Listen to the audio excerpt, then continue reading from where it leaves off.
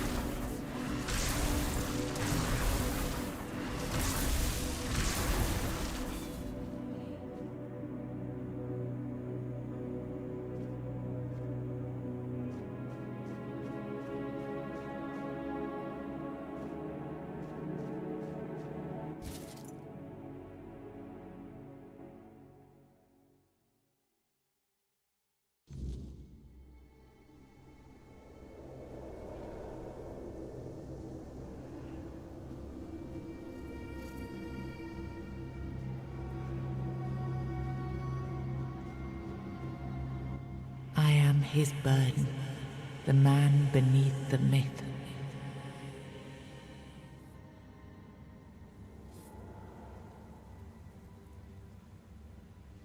I am the face that time forgot, the name that was never enough.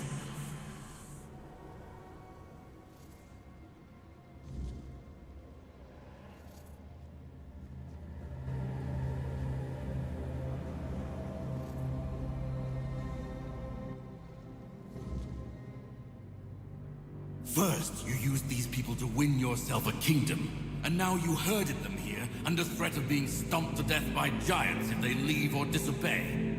After all that they've gone through, all that they've done, all that they've suffered, this is how you intend to repay them? No kingdom will stand with people like them within its borders. They would have to change their ways. The Del Rita are not ready for this. You know this. You did worse than all of them combined, and you are the one responsible for all they've done so far. They fought for your name and under your banners. Does this mean you're not fit to be a king? Not ready to have a kingdom? I left the heritage of Pendragon behind me. I severed the ties between myself and my tribe. I lost all that tied me to the past when I became king. I set a new path for myself. They are not ready to do that. Bullshit. You forced them to go against their sacred traditions. You destroyed their identities. They betrayed their comrades because you ordered them to. They kidnapped the children of the giants because you told them to do it. Everything they did was so that you could win this war. And now what? You're going to punish them for being your best, fiercest soldiers, most loyal of your men? This is not... Oh, stop with your excuses already. You broke them, and now you're abandoning them to starve or freeze to death in these damned lands. This kingdom needs to be built on peace, Caradoc. Letting them live among merchants, lords, and ladies in Camelot or Timberwall. How would that go? Exactly as anyone would expect it to go. So we would end up with a civil war. Right after we've won the war that almost annihilated us all. Oh, damn you. I've had enough. I stood by you through everything. Even what you did to me. The seawall. I let it all slide. I told myself it was for something. For a noble cause. But this is where I draw the line. I renounce my oaths, and I'm walking away. Put a blade in my back if that helps you sleep. I don't care. Not anymore.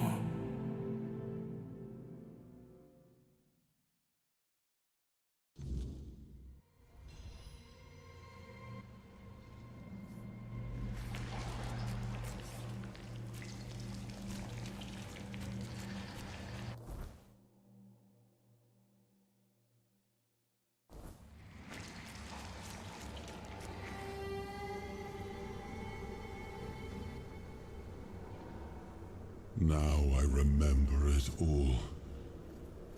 I left the best of my people here. I betrayed their loyalty. And for what? Everything.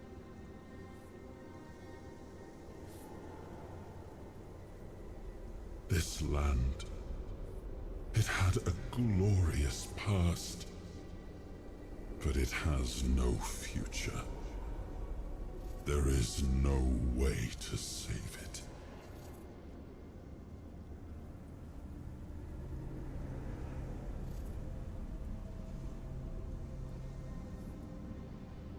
I know. I see it now. And it was my decision that cost them the ability to grow and change. I may have been right about the diagnosis.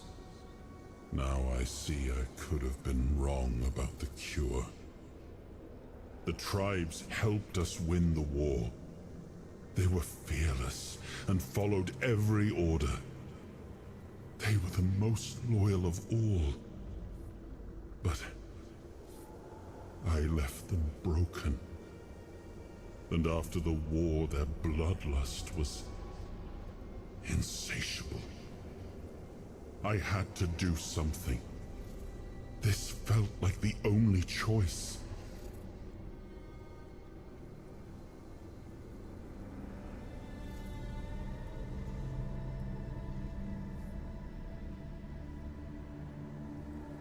The giants sided with our enemy.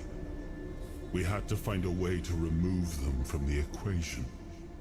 So, under cover of night, the tribes stole their children. I told the giants their offspring were our hostages, and that we would slaughter them if they refused to bend the knee. One of the most humiliating moments of that whole war, both for me and for the Del Rita.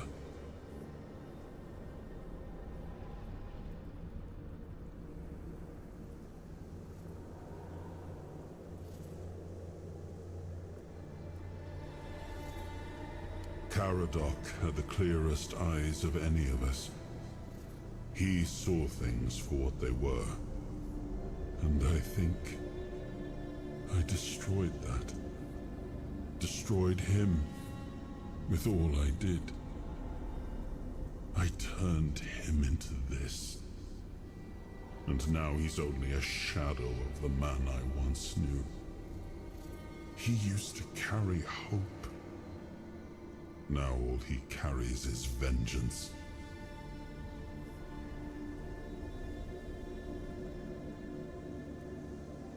I come from the Pendragon bloodline. A heritage drenched in as much blood as that of the Del Rita. A heritage that pillaged and fought in the homelands for longer than anyone can remember. And unable to build anything that withstood the test of time. I decided to leave it behind me when we won the war against the Four-Dwellers, and built our kingdom on Avalon on stronger foundations. Now we've seen that my bloodline must have been cursed.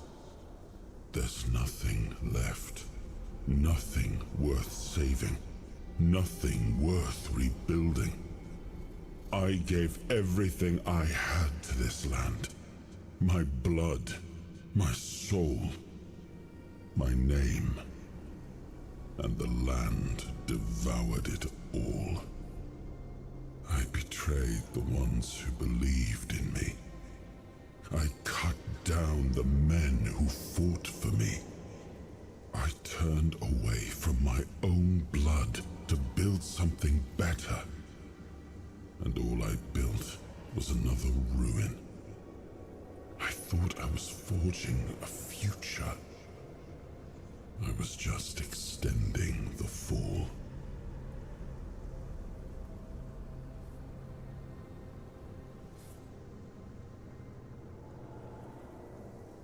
Do what you want. There's nothing about this land that I recognize anymore. All I've ever done got turned into dust, corrupted against my intentions, destroyed. Why bother?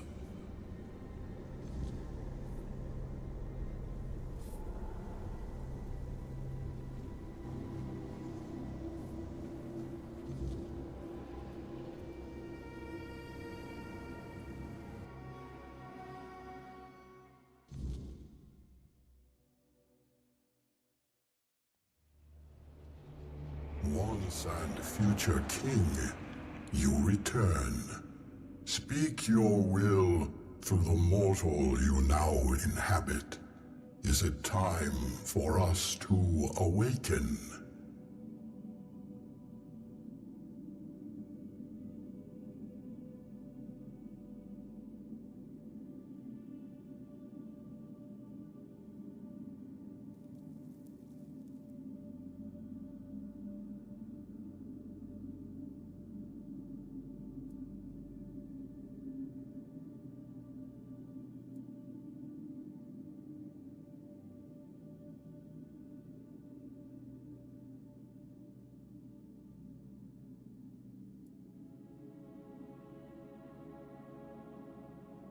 The Dalrida have long been our allies.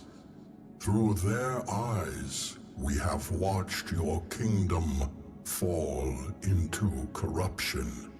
Camelot will fall. Your will shall be done.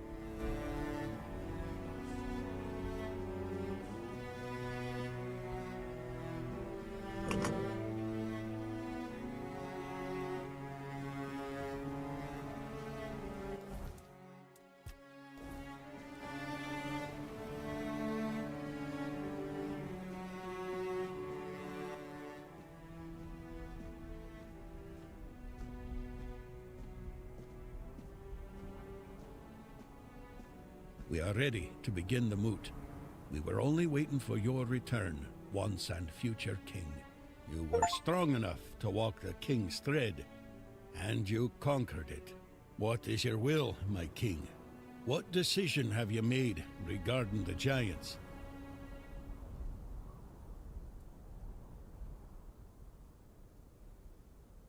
Glory be to you, once and future king. Fame and honor to you for all time. Thanks to you, Camelot will fall, and with it, the dead laws and the suppression of the Dalrida tribes. Thank you, my king, for your intervention. I, the voice of the Dalrida tribes, accept your decision with humility and gratitude.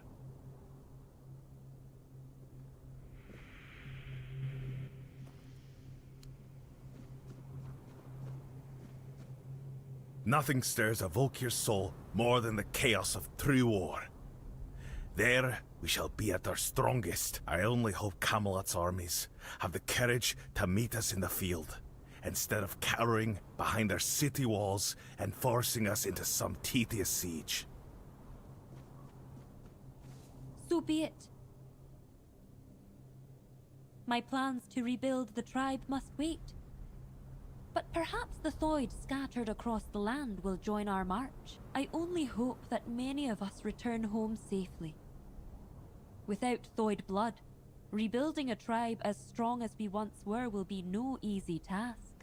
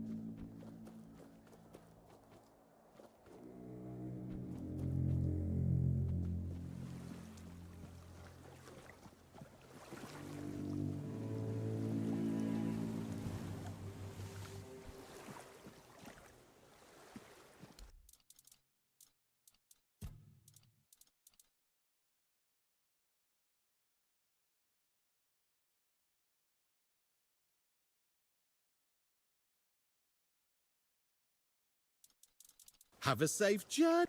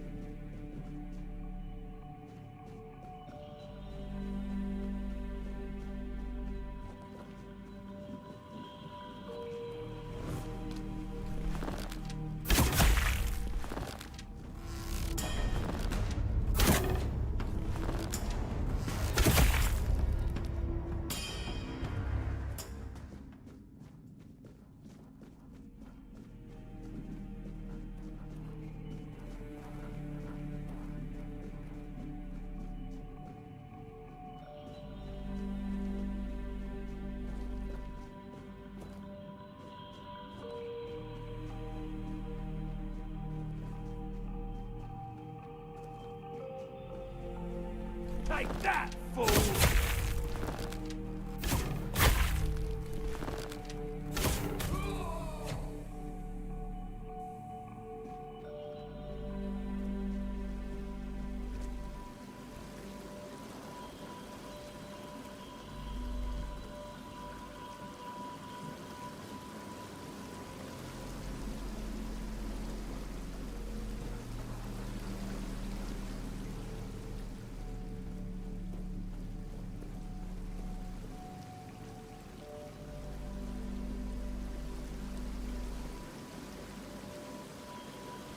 My hands were made to serve the king, not rot in idleness.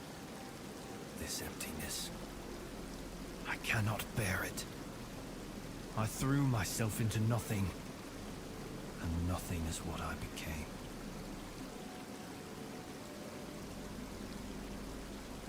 Nothing without my king. Nothing without my blade.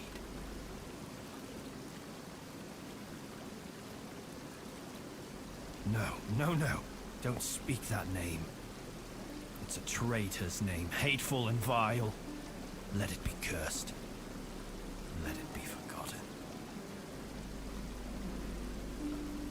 I died a traitor's death, trampled and torn apart. Fitting. So very fitting. I thought that would be enough. But I failed him in life.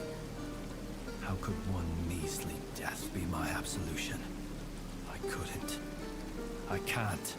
I clawed my way out of the abyss, but came back empty-handed.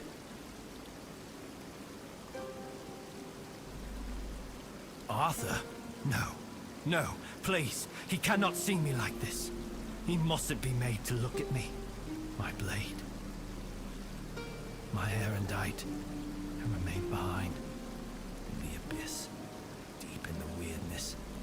I cannot face my king without it. My sword belongs to him, as do I.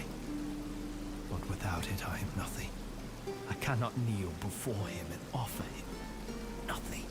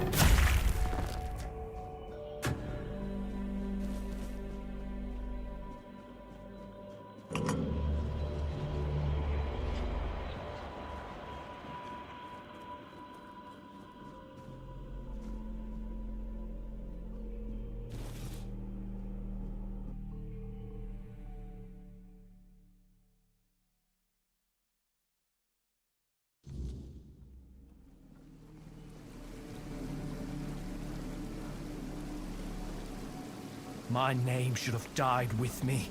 Why does it still linger? Erendite. Oh, how I long to hold it again. Just the weight of it in my hand makes me feel almost whole again. Like I might be worthy. Like maybe not everything was lost.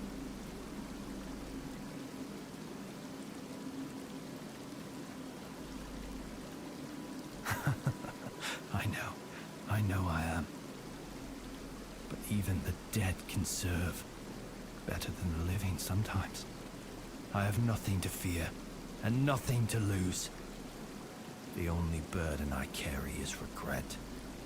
The only thing I seek is absolution. No. I know. I feel that he's with you. But there's nothing I could say to him. I won't beg forgiveness for my betrayal. I don't even know what I feel more. His mercy or his scorn. Please, as his closest confidant, take my blade. And I beg you, let me serve you and Arthur on your journey. Let me prove my devotion, my remorse, not with words, but with deeds. Let me earn his trust again. This is all I ask.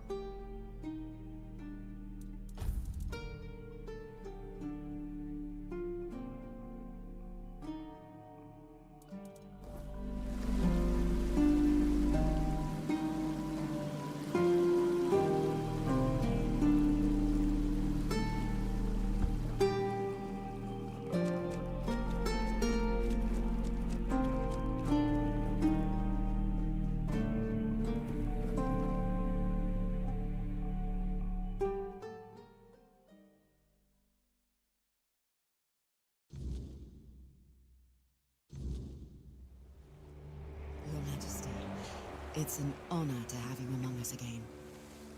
Thank you for helping me find my way back to your knight. I regret not doing a better job of guarding him. I'm a Pict. I can sense the wordness and the spirits within it. I knew you weren't alone when I saw you emerge. The soul you carry, however weak it may appear, is deeply connected to the wordness, and to Avalon itself. Souls like that are rare. Besides, only the one who wields the power of Excalibur within could open this tomb, and that is rarer still.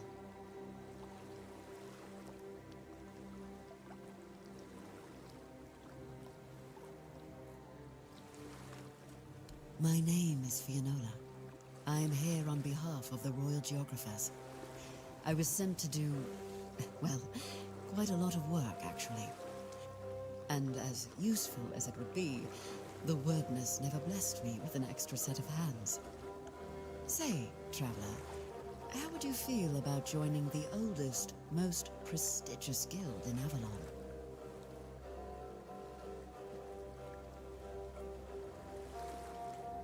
Oh, but you've already done the most important thing. You found what was lost and opened a new path. What better way to prove yourself as a true geographer in the making?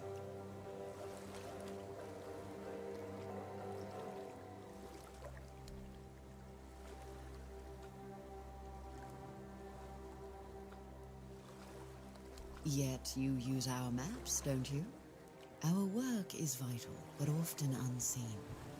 For centuries we've roamed this island, charting its every corner and noting the dangers that unsuspecting travelers might face. You should be more appreciative, you know.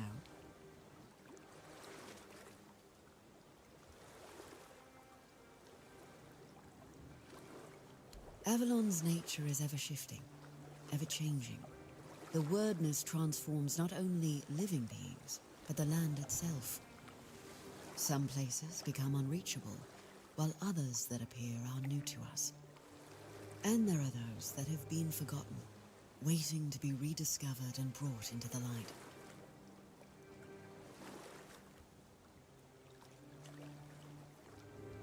Why wouldn't they? My kin are familiar with the wordness in a way others can't be. With the fog thickening, we can reach places that have become inaccessible to most.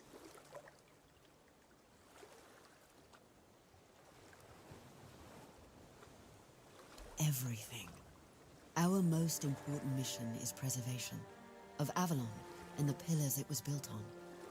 We were sworn to protect the tombs of the first knights, but they were lost to us. There were rumors that the tombs were sealed, and only King Arthur could open them. Turns out, the rumor was true after all. I appreciate your eagerness, but let's not get ahead of ourselves. The other tombs are scattered across Avalon, hidden and sealed, waiting for the one who can call the knights back. Let your soul guide you. Find them, and I will find you.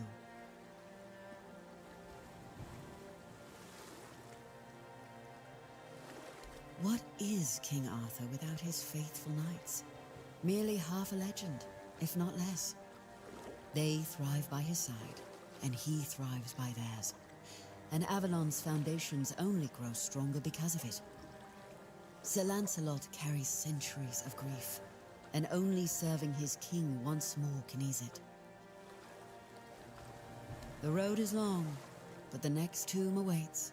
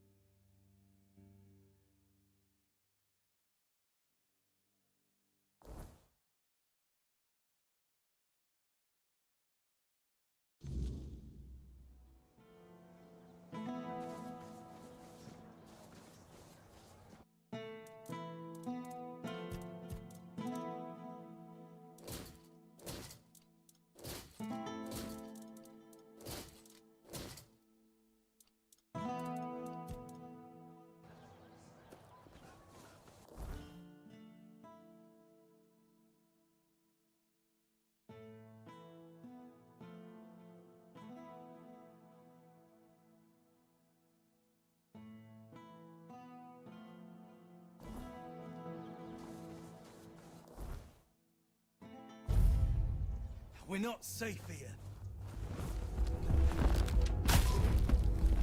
I'll strike you down.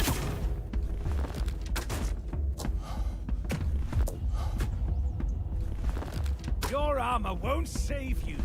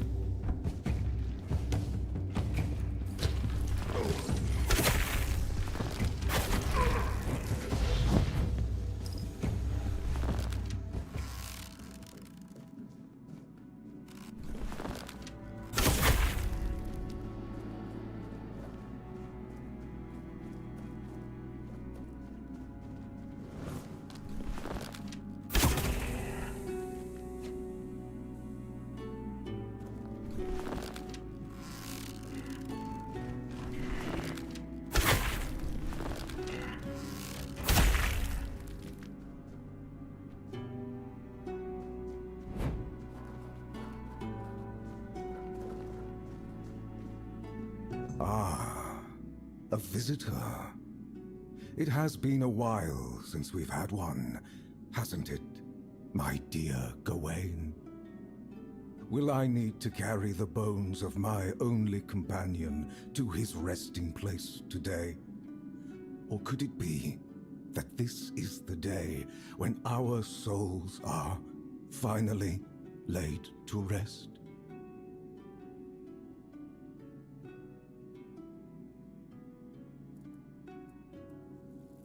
I am Sir Bertilac, Wanderer.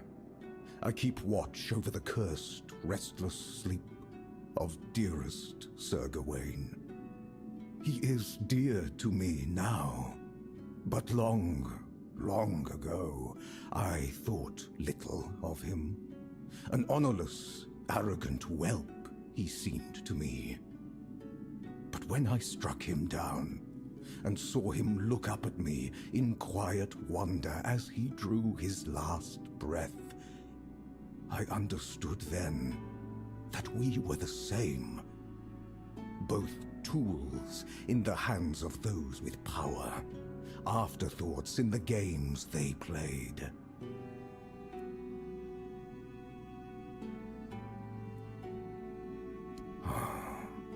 The endless, hateful dance of a pair of siblings so alike, they were a mirror of each other.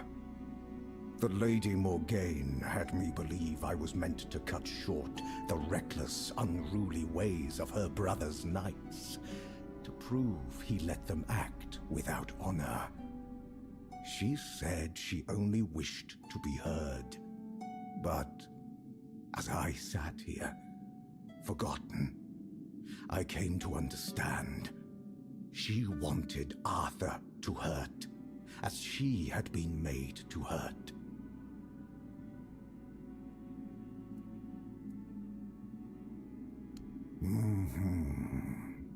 With cunning, with expedience, he was given a choice: die with honor, or live without it.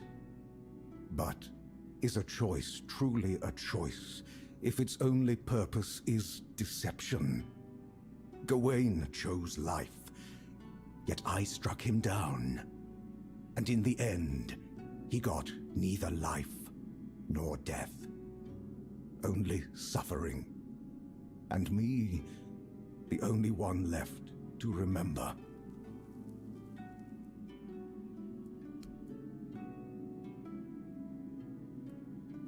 Apologies, Wanderer. For a very long time, the good Sir Gawain has been my only company in this place. As much as he was once known for his sharp wit, time and decay have taken his voice from him. I've grown used to our conversations being one-sided. I hope you'll forgive me if I slip into old habits.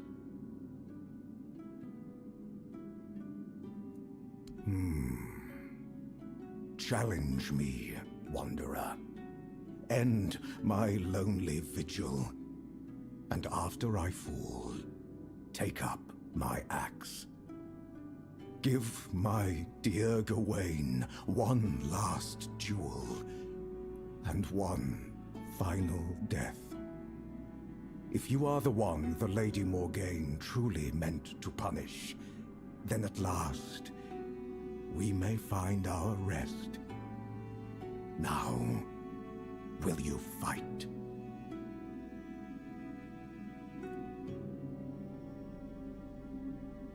So be it.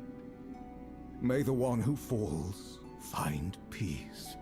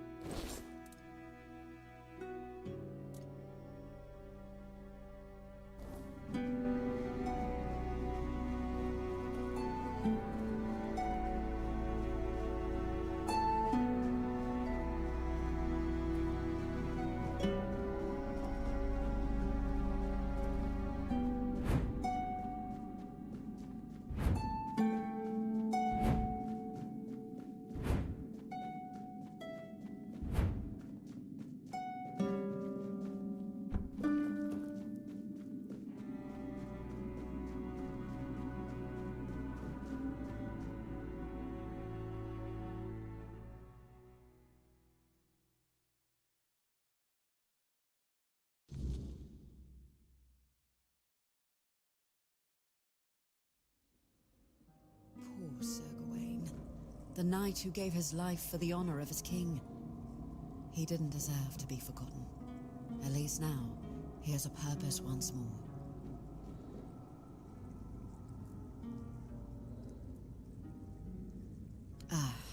I've been dreading that question. I won't lie. You've already met them all, I'm afraid. I'm the last remaining member of the guild, and have been for the past 100 years. Well, until now. You can see why I was so excited for you to join. A long life is a gift the wordness grants to many, but to me, it's been even more generous than most. Maybe I'll live only as long as I'm needed, or maybe longer. Whatever the wordness wills, I'll accept it, like I always have.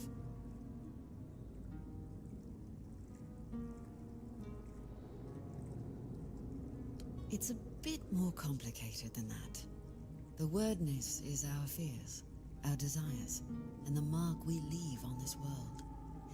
It can be whatever we wish it to be, and we can become whatever it chooses to make of us.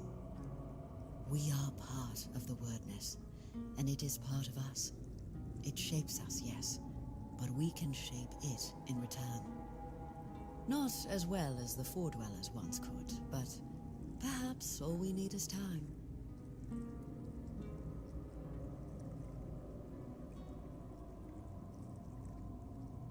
I was brought into the guild by Eleanor Dunn, a royal geographer who found the one dearest to her soul among my tribe.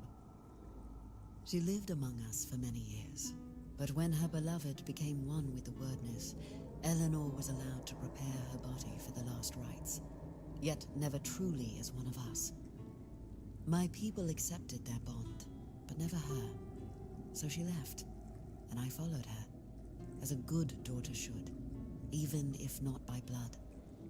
I met a few more members as I traveled with her, but over time, they grew fewer and fewer, until only I was left.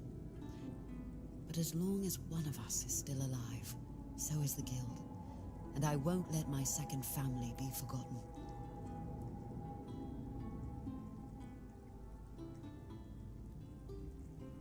We all want peace, but it rarely comes easily. The knights swore to protect Avalon, and now they have the chance to fulfill that oath. Sir Gawain will find his peace, as will you, and his majesty. But it will take effort from all of us.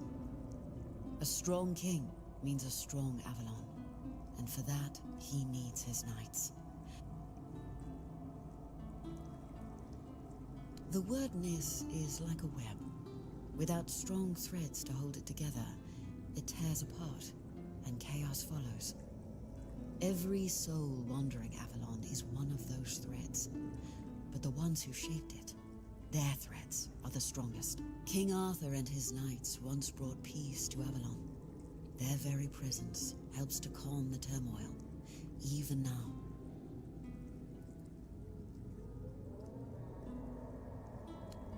Sir Bertilac, from Gawain's executioner to his protector. There's no need to worry about him. His soul walks Avalon freely now, shining bright. All of Morgaine's darkness has lifted. I'm sure he and Sir Gawain will cross paths again, this time without the shadow of a curse between them. Another night still waits in the mist.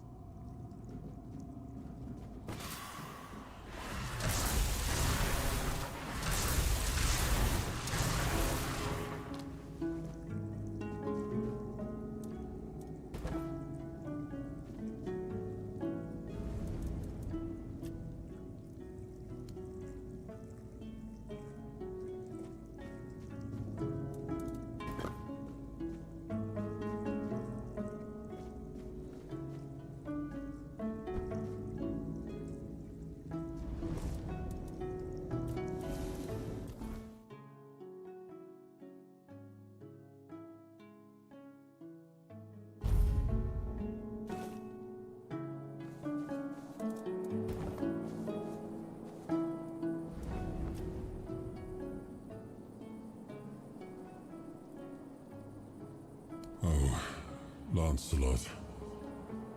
It was painful to watch what became of him. Confident, steadfast, eloquent. Nothing like the tormented soul you've seen. He was admired by the people and by his fellow knights. He had quite the following, though he never seemed to care for it. Only later did I realize how wrong I had been. He was also much sought after. Left a trail of broken hearts wherever he went. But there was only one he ever held in his heart, and that was Avalon.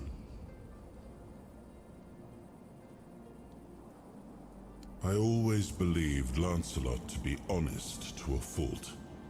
He never hesitated to speak his mind, and I valued that in him as much as his loyalty. I trusted him completely, and I thought his faith in me, in my vision for Avalon, was just as strong. But it wasn't. I don't know when or how that trust was lost, and to this day, it still pains me. But know this, even in betrayal, Lancelot never sought to serve himself. He was a good man. Yet even the best of men can falter and lose their way.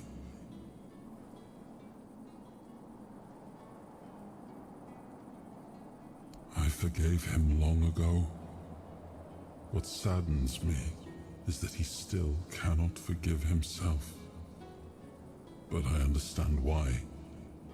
The rebellion he led hurt not only me, it wounded all of Avalon.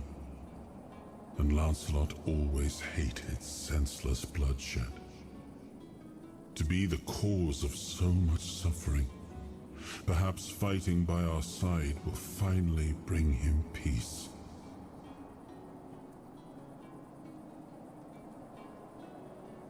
I'd rather not speak of him, but I suppose I owe him that much. Morgaine and I, we shared only half our blood, yet both inherited the worst of our father's traits. Pride, arrogance, stubbornness. I was angry at her for humiliating me yet again, and angry at Gawain for falling so easily into her trap. He was never the perfect knight, nor did he try to be.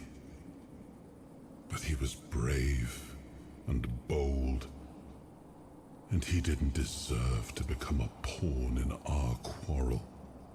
I should have taken more of an interest in his fate, but there was always something more pressing, until I ran out of time. Although, if you think about it, we did end up sharing similar fates.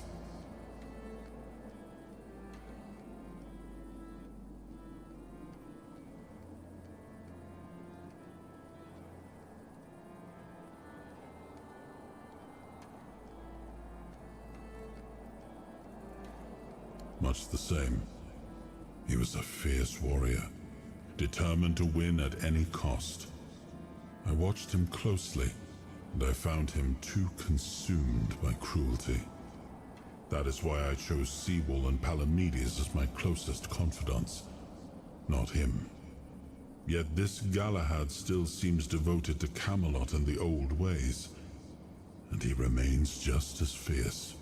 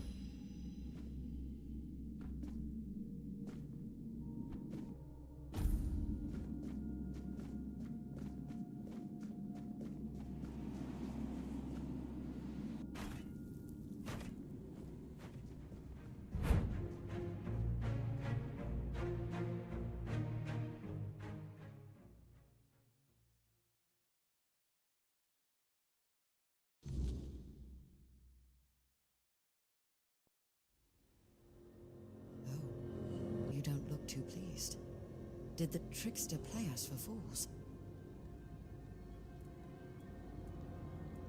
No, no. I may be old, but not that old. But I was once involved with a man who did. He knew the First Knights personally. He used to tell me stories about them. Some funny, some sad. I think he missed them more than he cared to admit. But not the king. When it came to Arthur, he had nothing but contempt. And sometimes, that contempt bled into everything else.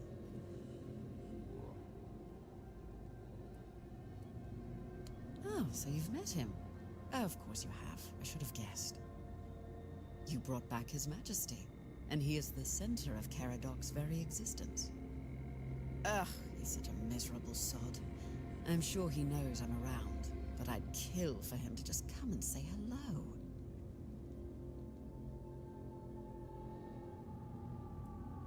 He's a bitter man, and that bitterness darkened every bit of joy I tried to share with him. We were brought together by a special kind of loneliness. But while I see my life as an opportunity, he sees his as a curse. And he may not be wrong. Our circumstances are very different. Still, I wish I could have made him happy, even if only for a little while. I couldn't, and it was hurting us both too much to keep trying.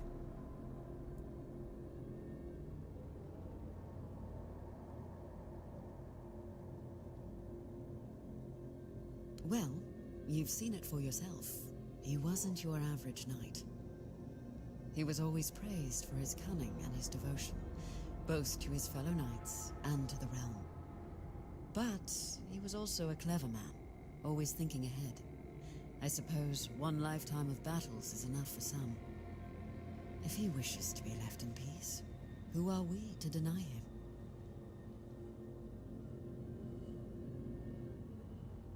Go and seek the next of the fallen. They need you.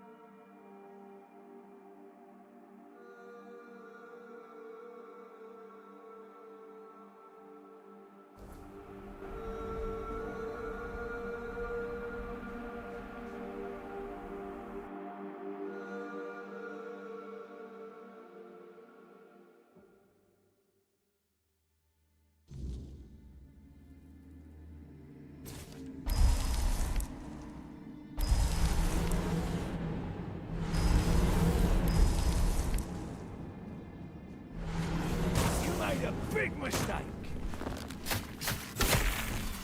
You're finished. You're finished.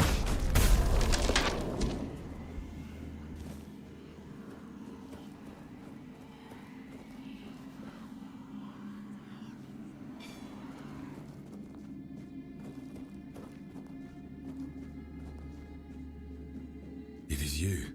I wasn't expecting such a grandiose visit, my king, and I see that you were brought here by some lad. That's kind of you, stranger.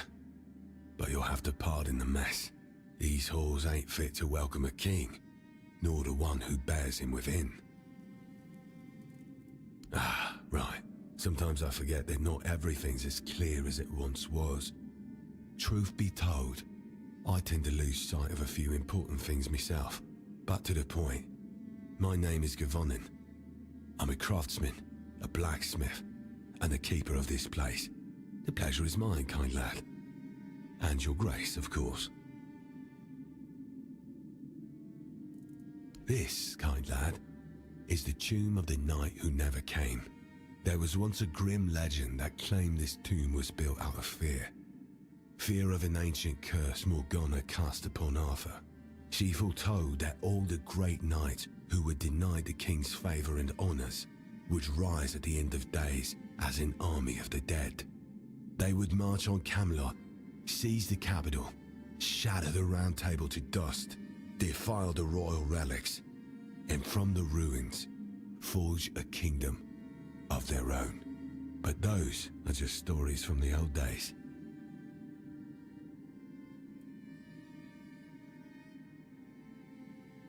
This tomb opens only for two kinds of brave souls. Knights who were never granted a seat at the Round Table, and the king himself. I've been sitting here long enough to know what kind of knight visits the tomb. And your visit is unlike any other.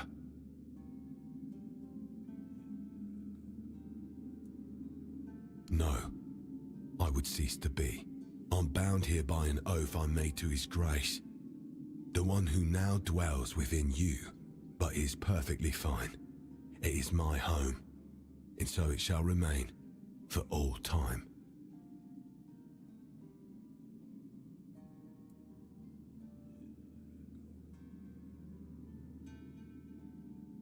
Anyone who finds their way here usually comes seeking eternal rest, and rest like that calls for a proper gravestone. I carve each one with my own chisel.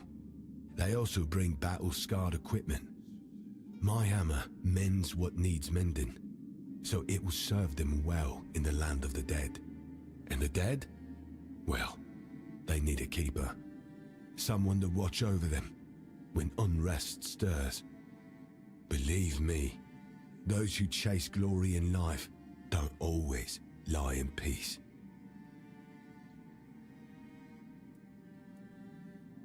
Really kind of you, lad, but no. Or, well, maybe there is something. You see, I once made a habit of carving gravestones in advance, so that any knight arriving here could choose the one beneath which they'd rest for eternity. Unfortunately, I've misplaced me chisel. It slipped and fell all the way into the depths.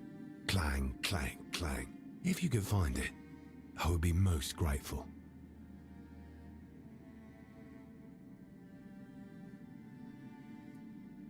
If we do not speak of them, then we won't stir their slumber. The dead prefer silence. Best not to call their names.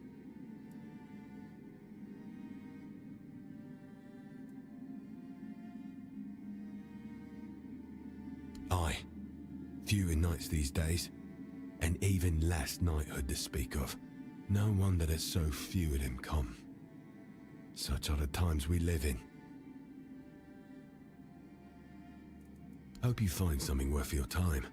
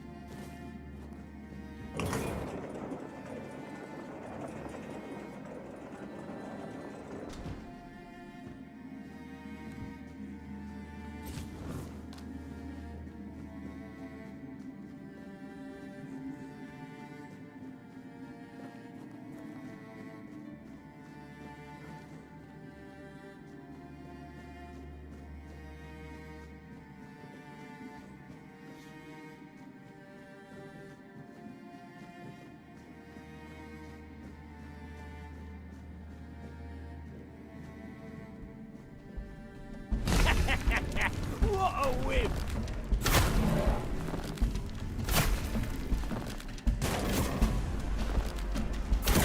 You're finished!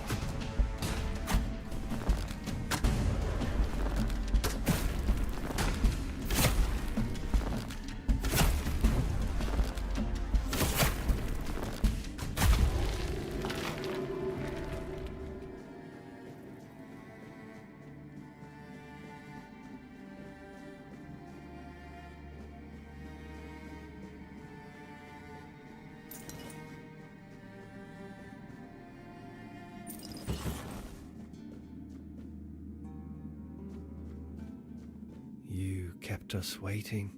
Your tombs gathered quite a lot of cobwebs and spiders. Best tidy up a little.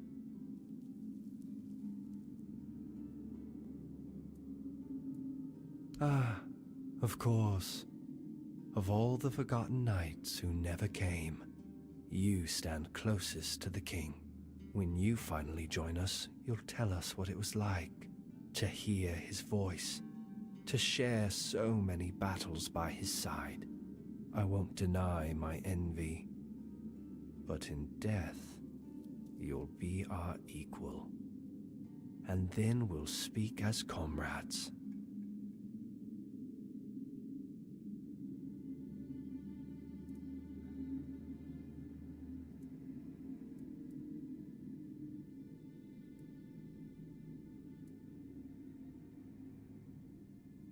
I've met many who said the same, loudly and proudly, like it meant something.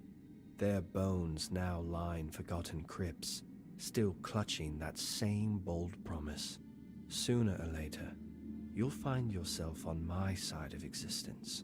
So yeah, no bold promises, unless they carry some potential to be fulfilled. I've been resting in a tomb for the past 3 centuries, so not much, really. I've been resting in a tomb for the past 3 centuries, so not much, really. Unless, of course, you're pointing out that I'm not in my own grave, in which case, fair enough. But what can I say? I do enjoy the occasional posthumous strolls.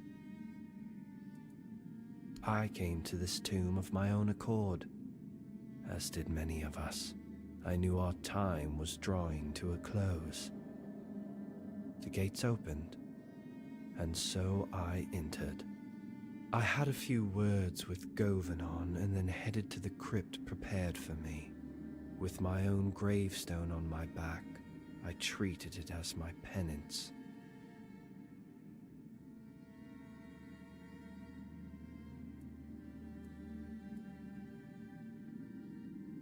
Sometimes, when men want something badly enough, they're capable of truly awful things. I killed 5 knights.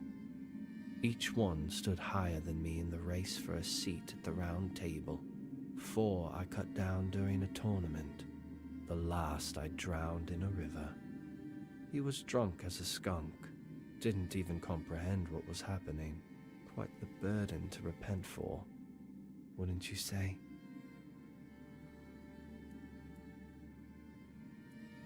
Fine, lad. If someone's to watch over my corpse, I'm glad it's him. I imagine long ago he had more to do. It's been a while since anyone new passed through.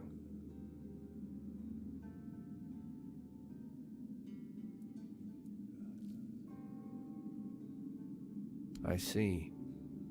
You pity the wretch who never reached his dreams. How noble of you, truly. But I propose something fairer. Let's test it. Your cause, my worth. If I lose with dignity, I am all yours.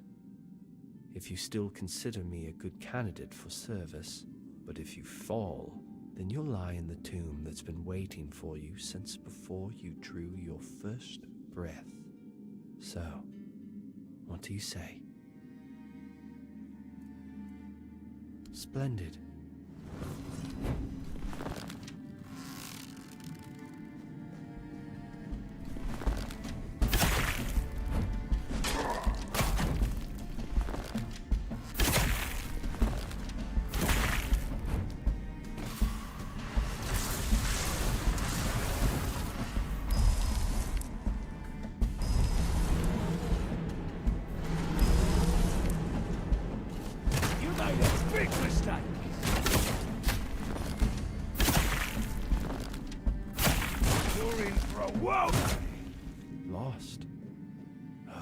I missed that rush.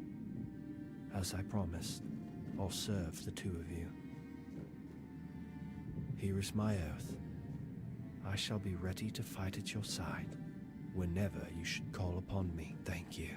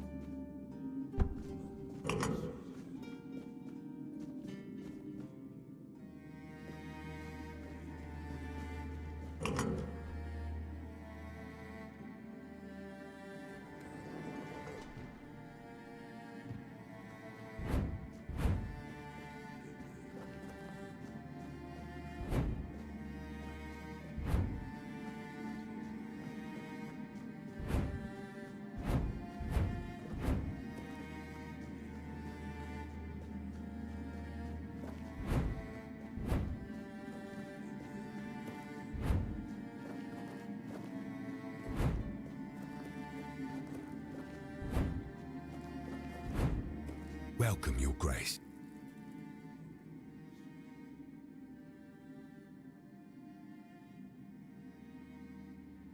Ah, Savas still lingers then. I'm not surprised. Some knights wear death like a cloak, and even the grave forgets to close behind them. As for the empty grave, every soul that walks this tomb finds their name carved somewhere. It doesn't mean the end is near, only that the place remembers who you are, even if you forget. When the body finally rests in the grave, the epitaph completes itself.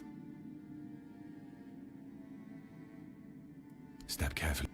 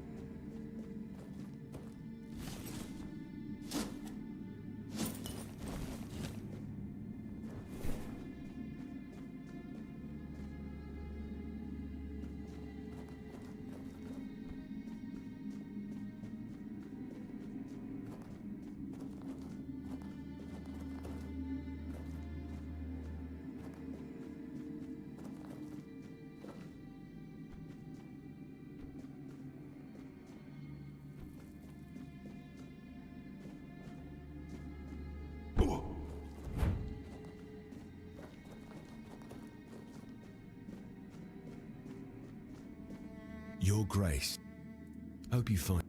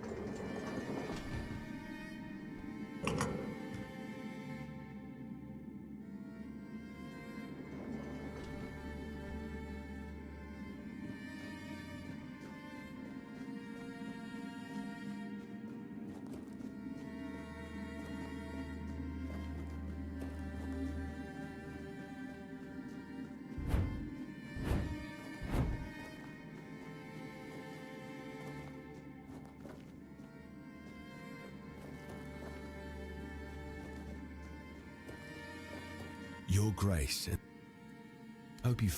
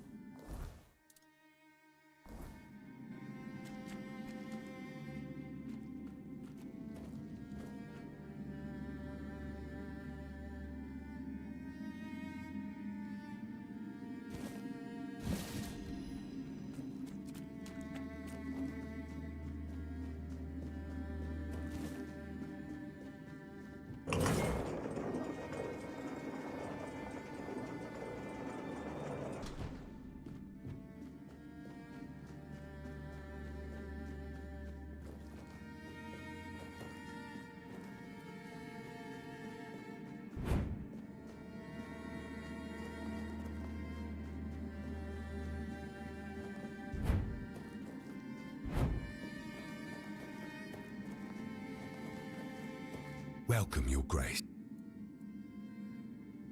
You did? I was starting to fear that one day I'd have to descend to the lower levels myself. I try not to go that deep. Makes me drowsy. Sometimes I feel like lying down in one of the empty tombs myself. Ha! Thank you. It is a great honor to receive aid from the king and his companion. Here, take this. I hope you both will find it useful. Stab.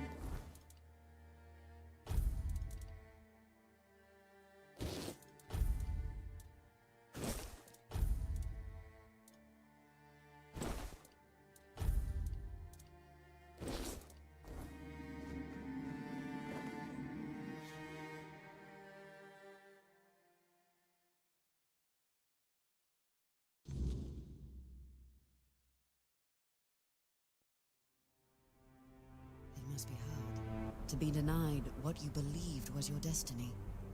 To spend your life chasing the unattainable, only to die unfulfilled. It's no wonder they can't find peace.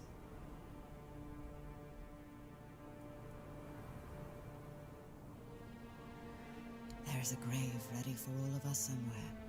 Though, maybe not all of us get to see it before it's our time. Did it frighten you? Such a stark reminder of your mortality.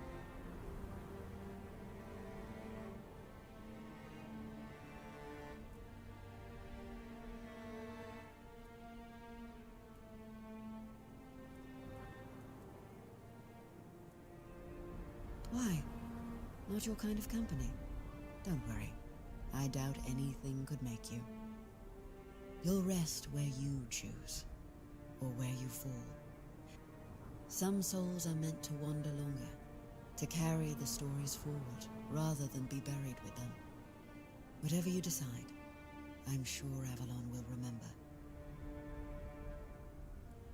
The road is long, but the next tomb awaits.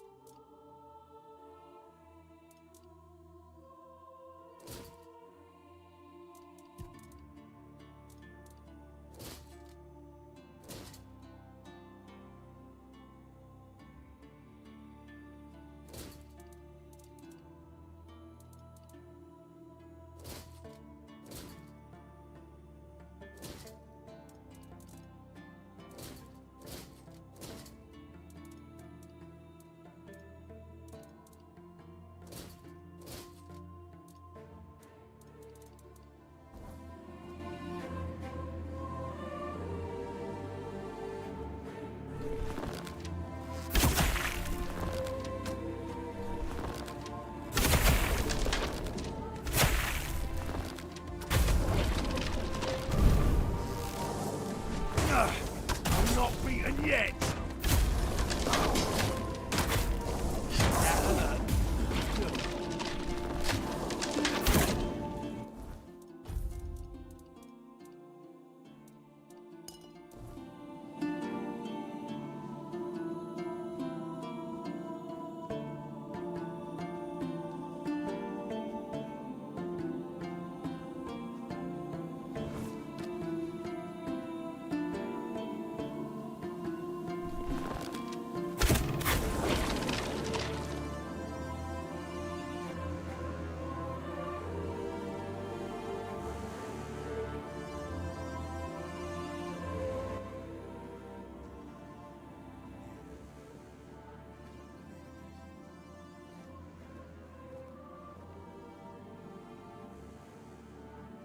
After everything I did for you, you won't even let me rest in peace.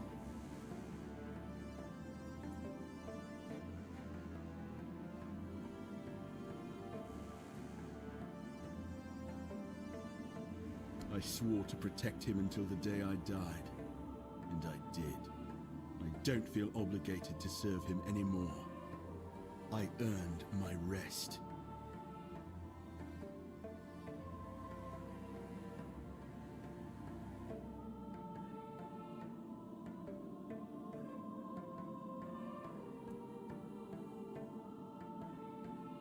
It's not my fault the weirdness woke me.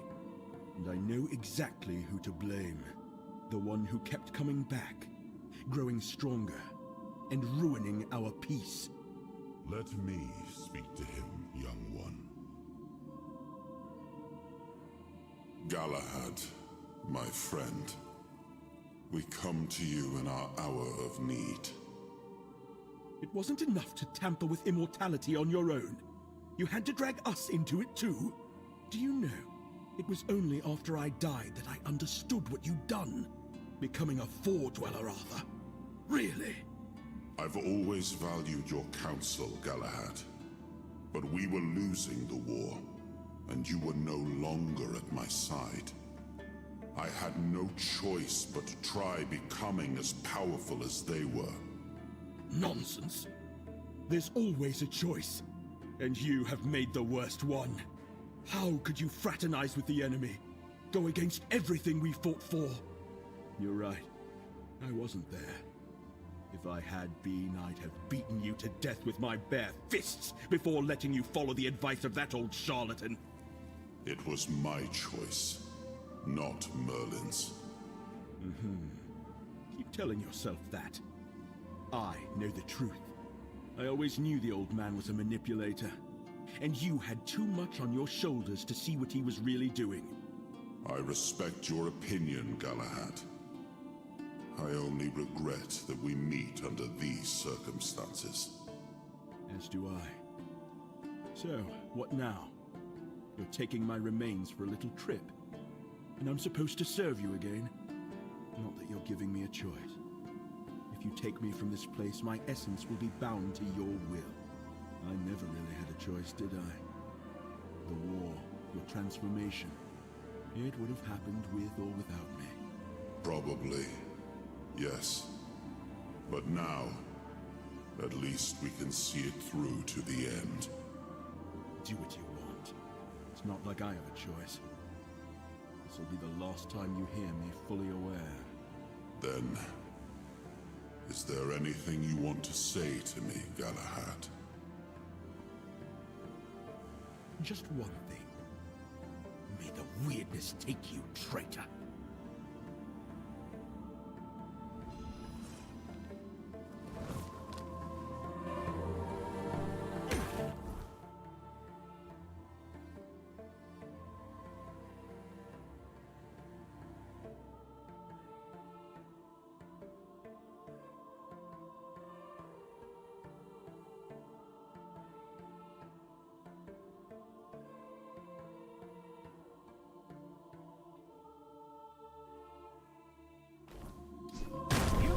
Big mistake!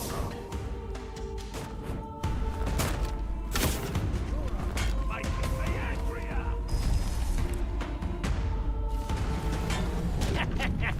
What a whip!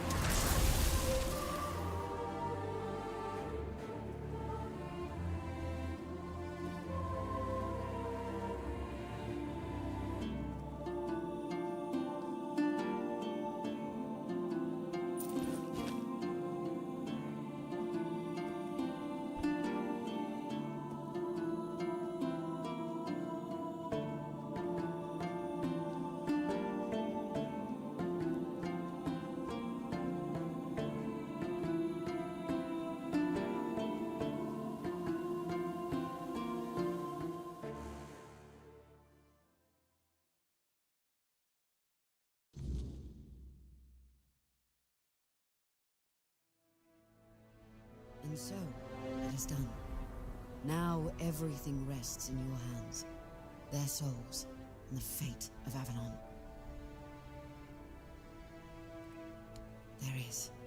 But before I explain, understand this. I haven't lied to you. What we've done has helped. Those tormented souls and Avalon itself. But it's not the whole story. Arthur and his king still need to be released into the Wordness. I can make that happen. Not yet, but it's a choice you'll have to face when the time comes.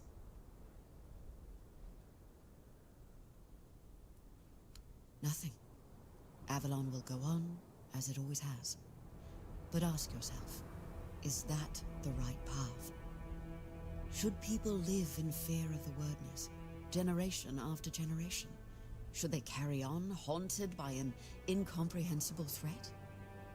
Or should they be allowed to embrace it, to become part of it, without fear?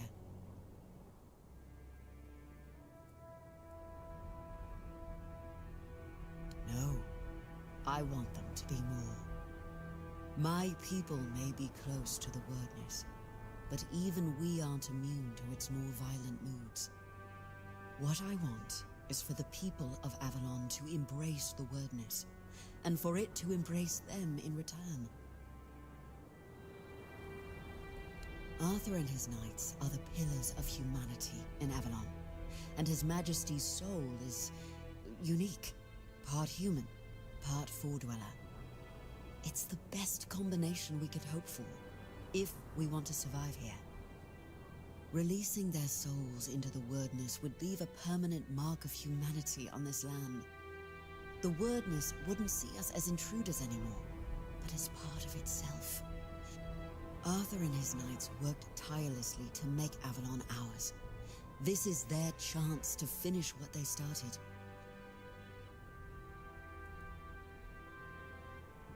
Thank you. That's all I ask. And before you go, there's one last thing I'd like to do. I hereby welcome you as a full member of the Royal Geographers. May you carry the legacy of Iryu the Farstrider and Eleanor Dunn. May your paths be clear, your burdens light, and may Avalon remember your name. Farewell, traveler. I hope our paths cross again.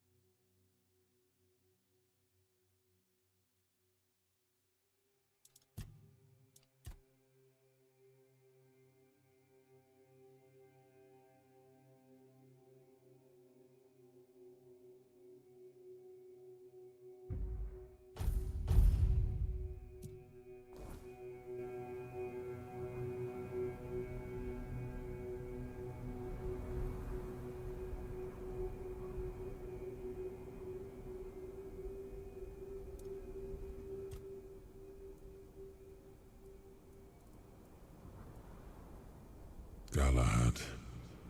I should have known he wouldn't be too happy about being brought back, but I hoped he'd died in peace and would return in peace. I was wrong.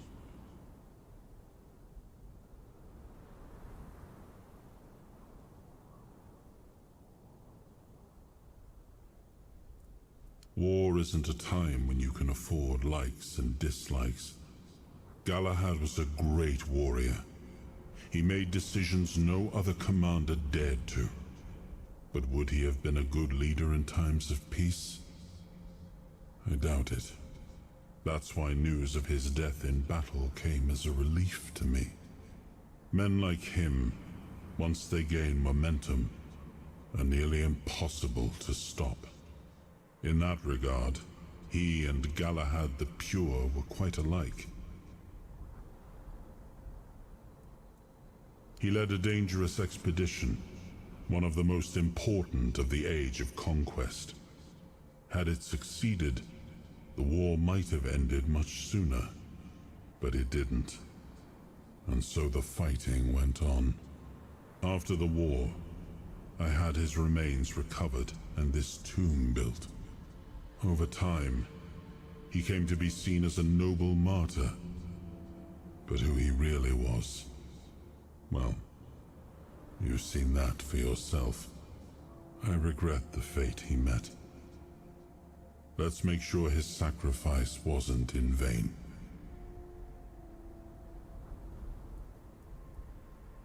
A truly fascinating man. He started out as a court jester, but it quickly became clear he was quite skilled with a blade as well. At first, I suspected he might be a spy for an enemy kingdom, but after he saved my life one day, my perspective changed. Of course, he still could have been a spy, but I decided to keep him close and watch him carefully, just in case. In time, though, he proved to be a loyal companion. He earned my trust, and without hesitation, I knighted him.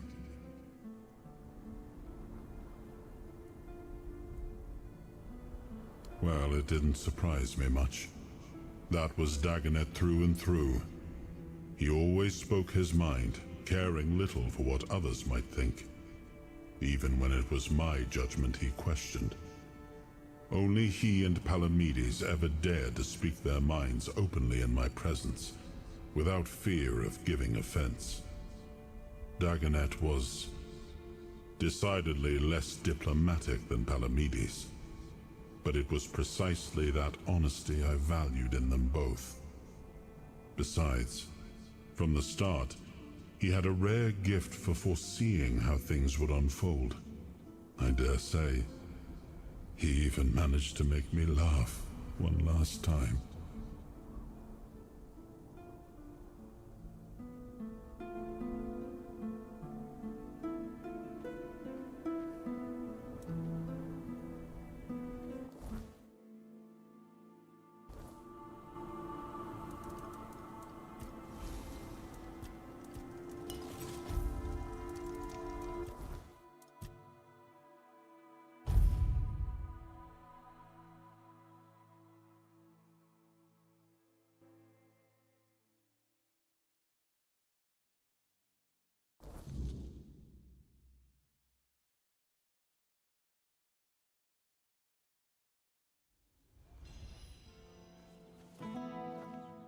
Nice to see you.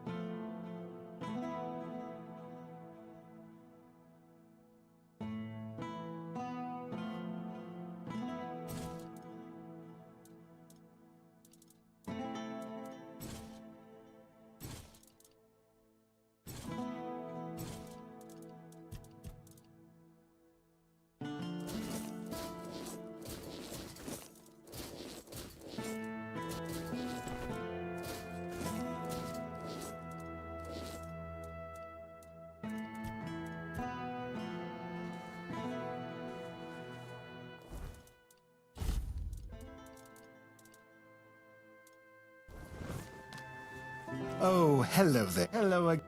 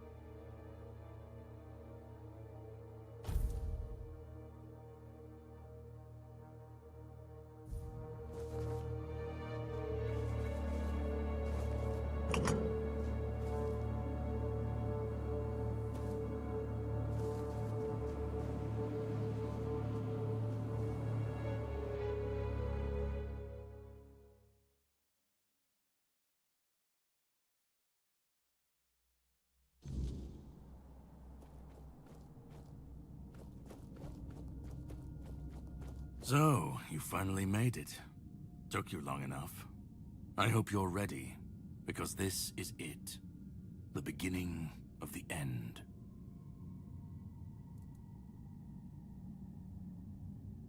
Ready to finish your journey, of course. You've come far, but every path ends somewhere. Yours ends here, in the heart of it all.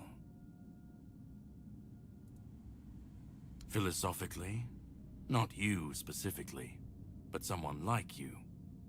Literally. Yes, and I was getting quite bored with the wait. This is the Charred Conclave, a graveyard for druids, burned alive as scapegoats for the Red Death. It's a reminder of what happens when people fear what they don't understand.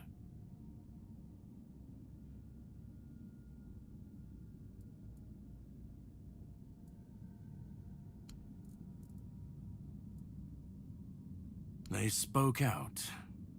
They should have stayed silent, kept to their herbs and potions, but they didn't. They believed their ancient knowledge, ugly and painful truths from times long past, could save Avalon from the plague. And maybe they were right. But people don't want the truth when it's covered in blood.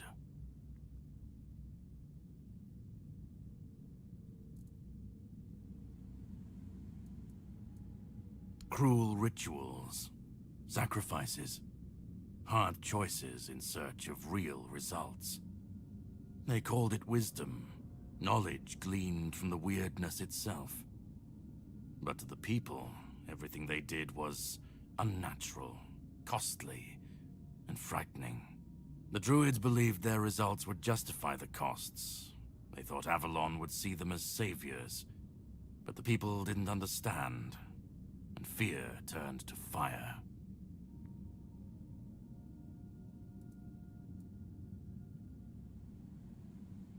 Well, the Red Church and their politicians made sure of that. The druids became a convenient enemy, a way to shift the blame and tighten their grip on power. It's always so simple, so banal, isn't it?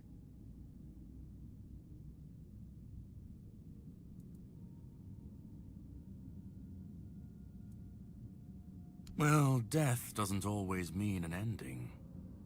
It was a sacrifice so costly, so cruel, so pointless, that it tore a rift in the fabric of this world. An ultimate wound. And so you're the closest you'll ever come to seeing the true shape of this world.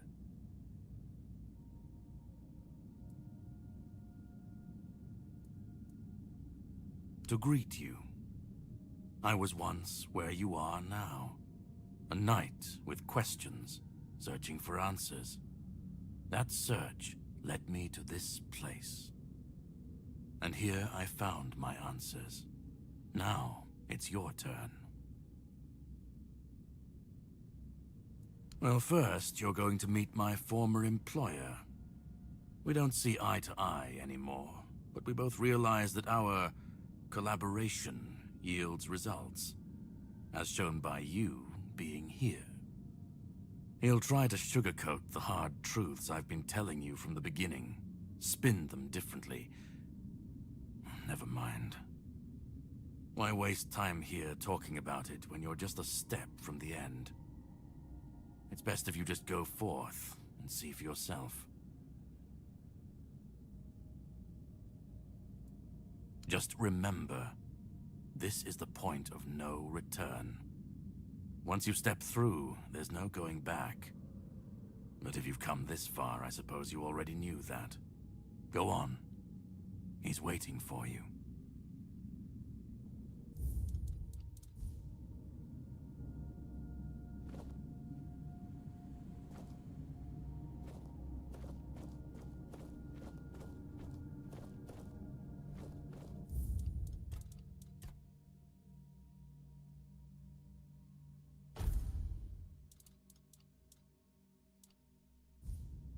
Go on.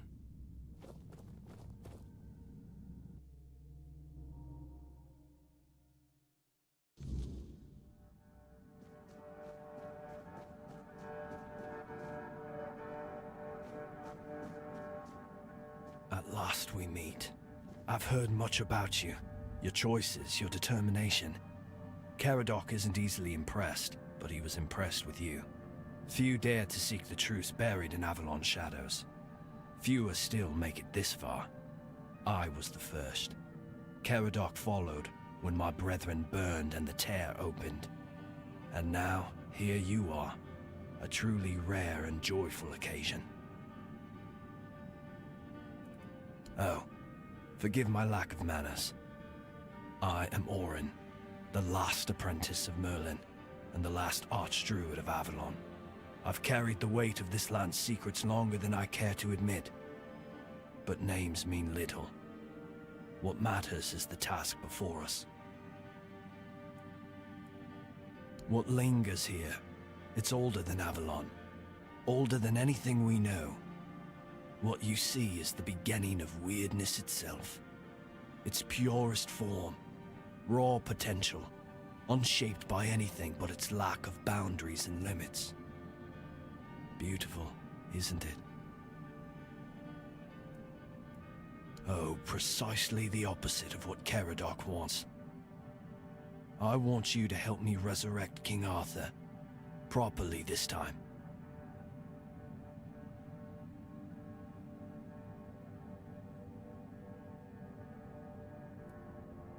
Ridiculous, I know. But yes, that's what it boils down to. At some point, we stopped seeing eye to eye and chose different paths. Ultimately, though, both our paths led to you. Yes, please let me explain. By the end of his life, Arthur became obsessed with his legacy. He left mementos, artifacts that embodied the virtues he wanted Avalon to preserve. Excalibur, a symbol of loyalty and sacrifice. The crown of Pendragon, a beacon of courage and resilience. The shield of Palamedes, wisdom and independence. But Merlin and the others didn't believe that would be enough. The memory of war and the fragility of peace was still too fresh. So they acted. When the king died, his soul wasn't allowed to move on. It was shattered, bound to those artifacts. A clever solution, but ultimately flawed.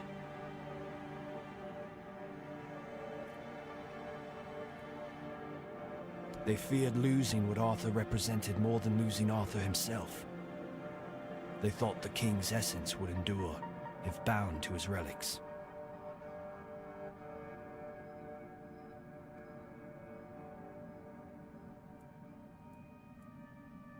You can't pick and choose with a soul, but that's exactly what Merlin did. He focused on 3 parts of Arthur: his strength, wisdom, and courage. He left out 2 pieces. One, tainted by the Four Dwellers' magic, was deemed too dangerous. The other was his humanity, the most fragile part. Merlin thought compassion and doubt were weaknesses, unfit for a king.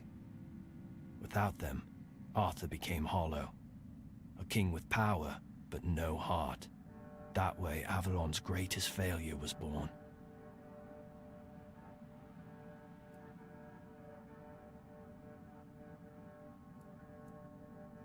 I tried. And I found his humanity. It's here, bound, kept safe. But the Four Dwellers' aspects was left to drift, untethered between worlds. Finding it needed more than magic. It needed someone like you. The horrors you endured on that island gave you something no one else has. You can move through the weirdness, touch it, and return whole. That's why you found the king's soul, bound it to yourself, and came back.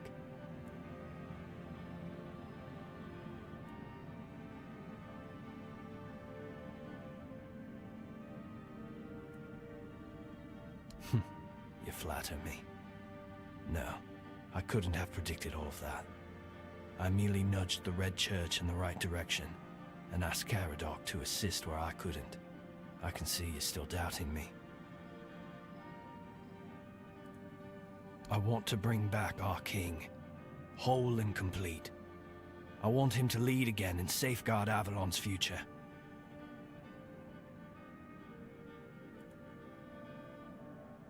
It won't. This time, Arthur will be whole. A king must be more than power. He must be human. That balance is what will save Avalon. Because I've seen what happens without him. Weirdness preys on the weak, and the people are too divided to stand against it alone. Arthur is their only hope. Ever they're left without him, without guidance, chaos takes hold. Division festers. You've seen it during your journeys. If things continue this way, Avalon will tear itself apart long before weirdness finishes the job.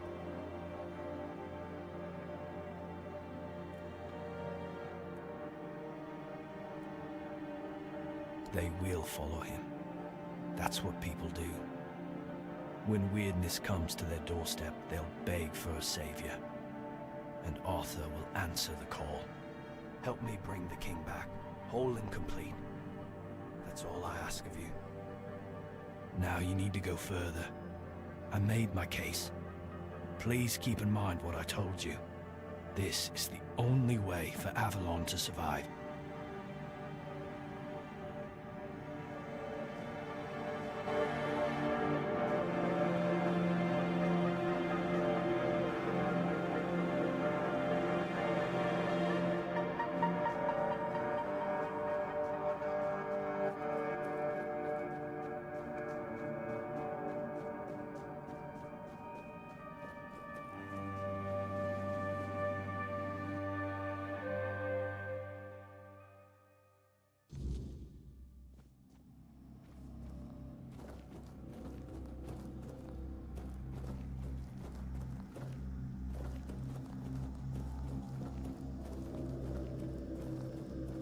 I was there when it all began, when Arthur first set foot on Avalon. I was a knight in his army. We believed in him, in his dream, in his kingdom. And for a while, it was glorious. Every battle felt like a step closer to peace. Every sacrifice justified by the dream we shared. But then came the cost. The war crimes, the impossible decisions, the massacres, slaughters, and irrational cruelty. We turned from knights into butchers, all because his dream demanded it of us. At first I told myself it was necessary, that it was the price of building something great. But the longer it went on, the harder it was to believe. That's when I realized Arthur wasn't a god, a savior, or a king. He was just another man, no different from the rest of us. And no man should have the power to demand such sacrifices.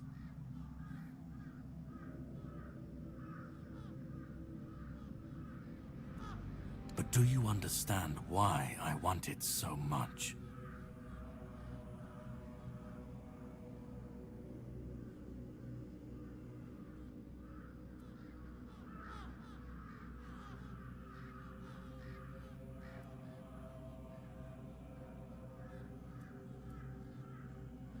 I'd like to believe that after 600 years I've moved past pettiness. You need to understand that people thought, and still think, that he was more than human. But he wasn't. He made mistakes, just like any man. And the cost of those mistakes was always paid for by others. I've seen what happens when people cling to kings and myths. They wait, they follow. They waste their lives on promises that never meant anything. But that's not my problem. I'm not here to fix Avalon or to free anyone. What comes after doesn't matter. Let it all burn. Let it rot. Let it rebuild. I won't be here to see it.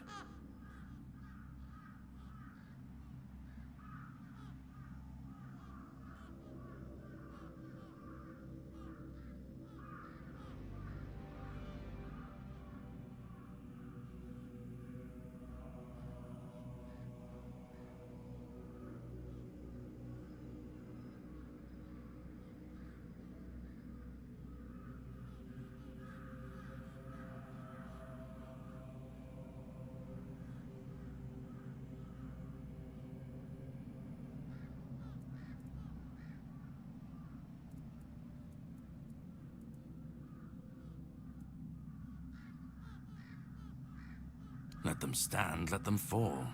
It's not my concern. If the weirdness takes them, so be it.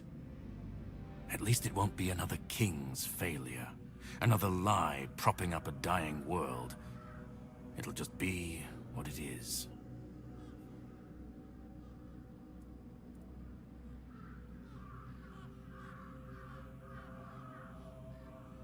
Arthur's the only myth that still holds weight. And when he's gone, the rest will rot with him. A puppet king, another empty throne, none of it will last. Maybe they'll keep pretending for a while. Maybe they won't.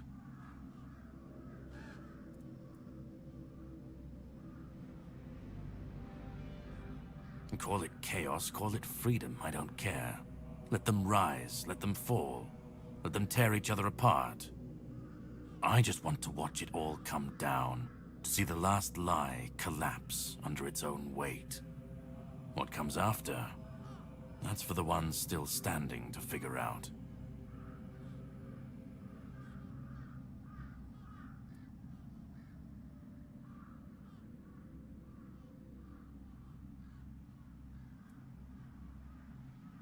Then let it. If this world can't stand without a dead king propping it up, maybe it deserves to fall. I've lived longer than any man should, seen more than anyone should ever bear. And I've waited centuries for this moment, this chance, to end it all, to end him.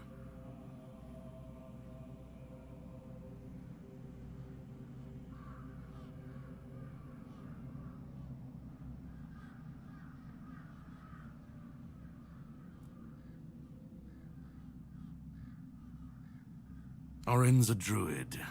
That's what they do. They believe.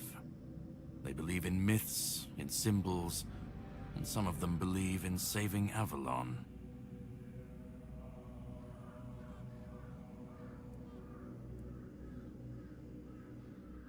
I don't believe it's my decision to make.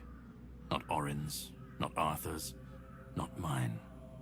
I've watched this cycle turn too many times. I have no stake in what comes after, only in making sure this nightmare finally ends. We were fools to tamper with forces we didn't understand. Resurrecting Arthur, infusing him with powers of the weirdness. We didn't just bend the natural laws, we shattered them. Such violations of nature's order cannot go unanswered. The bill comes due, sooner or later. Always. This cannot be allowed to continue. Listen, it's taken longer than I ever imagined, but now, here we are. You've done what no one else could, what even I couldn't do. You've brought Arthur's soul back together, almost complete, but not quite. And because of you, I can finally finish what I started centuries ago. So, thank you for bringing us to this moment. You're close now. Just one more step. The last fragment of Arthur's soul is waiting for you. Complete what you came here for. And then, we'll meet again. As allies, or as enemies. That's up to you. Go. Find the last piece, and let's end this. Whatever comes next, I'll be ready. I hope you will be too.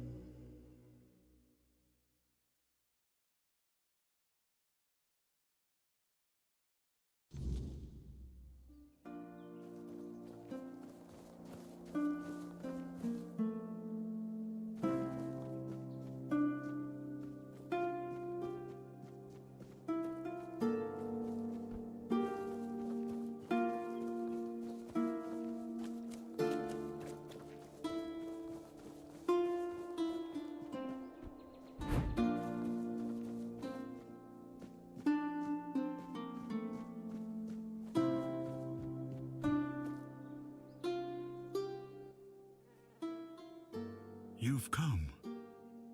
The one who carries what's left of me. Please, don't come any closer. Don't force me to think about coming back again. Just let me finally die.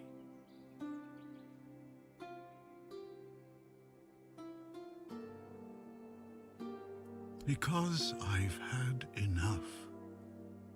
Enough of being torn apart and stitched back together. Enough of being used, shaped, and forced to be something I'm not. Do you know what it is like to be a king of nothing?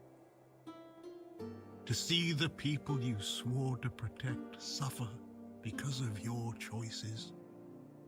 Or worse, in your name. I've seen towns burnt to the ground, families destroyed, all because someone thought it would serve the greater good. And they called it loyalty. They called it justice. I've been dragged through every dream, every lie they've built around me. And I'm tired. Tired of the weight, of the expectations, of all of it. And most of all, I'm tired of failing.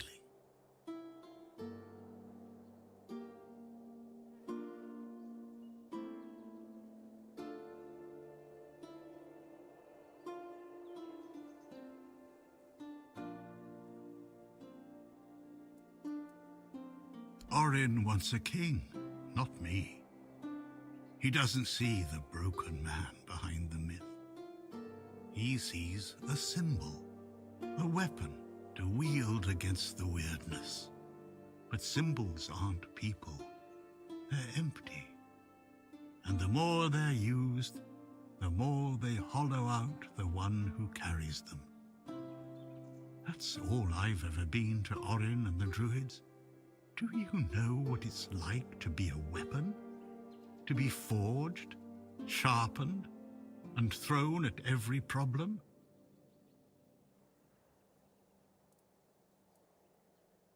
He thinks ending me will free Avalon. But what then? Without an idea, a light to guide them, they'll stumble, lose their way, and turn on each other. People always seek something to follow, something to believe in. Take that away, and they'll tear each other apart trying to find it. Or worse, build something even crueler in its place. I want release. I want to stop being a tool in their endless struggle. Kill me. Destroy the last piece of me and use the energy however you wish. Take it yourself and become the new king. Give it to someone else. I don't care. Just don't let me come back again. Let me die. Not as Arthur. Not as the king. Just as a simple, normal human being.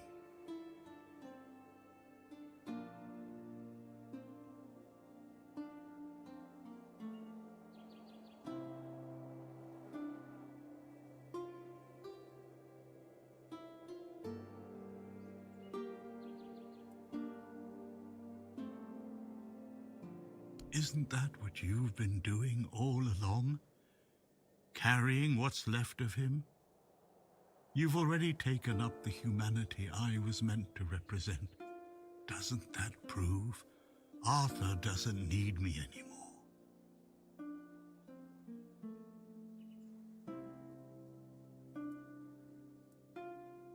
I don't care. Do you know how freeing that is? To finally not care what happens next? Whether Orin gets his king or Caradoc gets his ruin? To not feel the burden of all my failures? To not see my memory tarnished? My plans, goals, and ambitions dragged through the mud, to not see the suffering my name causes. No more deaths in my shadow. No more kingdoms built on my bones.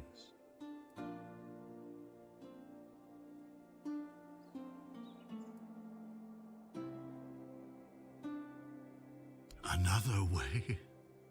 There's always another way, isn't there? Another cycle, another resurrection, another lie to keep the world spinning. But please, not for me. Not anymore. I've had enough. I don't want another chance. I want this to be over.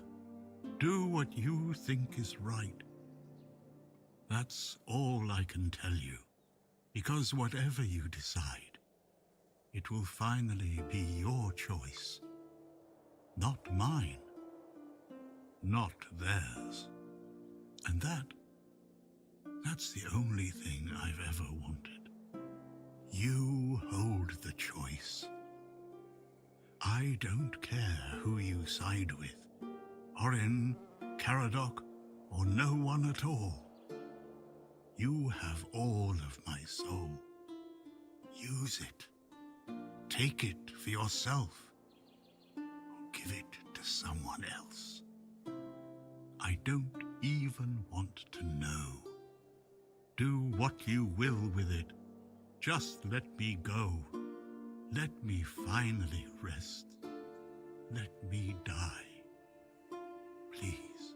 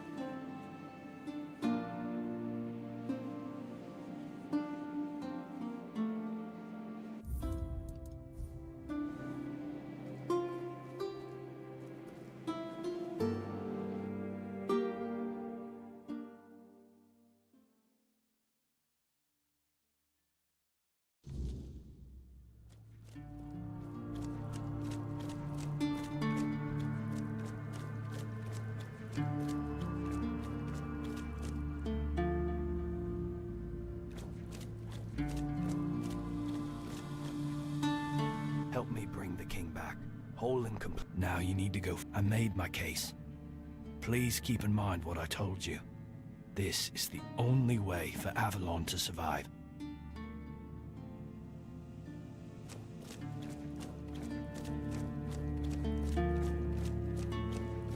Go on.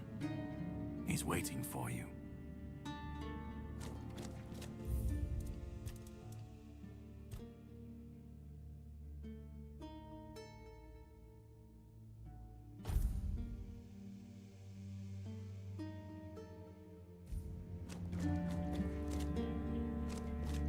Let me go. Let me finally rest.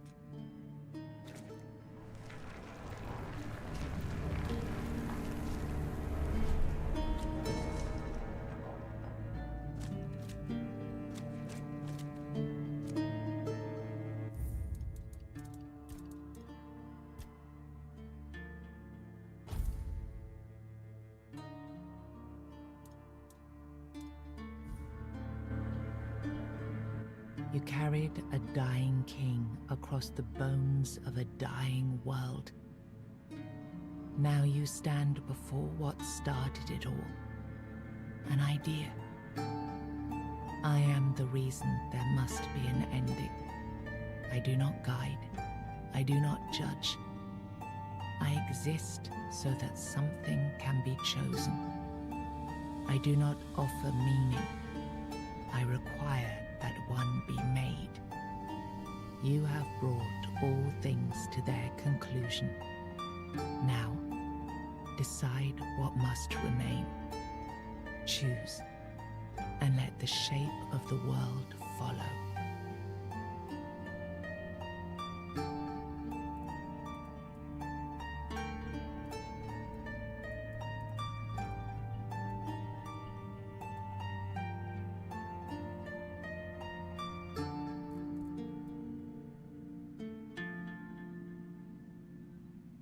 he shall find his way home.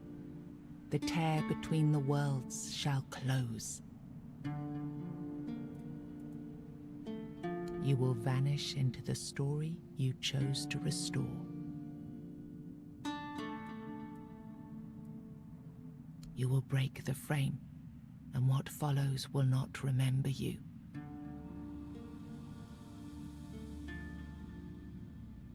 You will be seen. You will be followed. You will be blamed. You will shape the world to become its witness.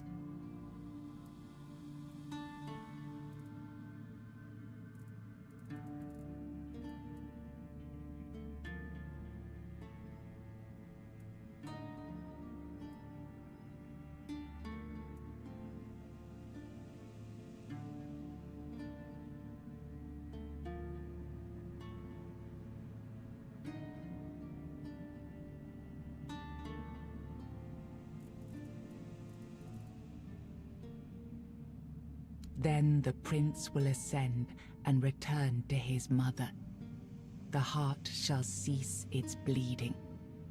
Through his ascension, the weirdness will be tamed. No, I won't let this happen. Not again.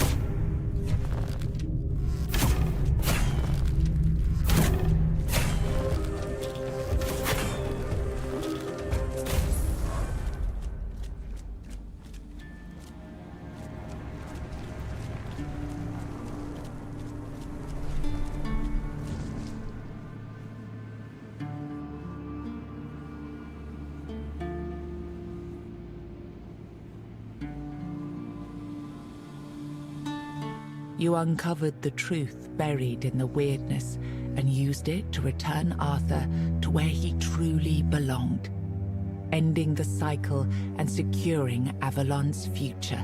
The Four-Dweller Mother's heart, no longer bleeding, sealed the wound in the world, and with it, ended the Red Death that had stolen so many lives.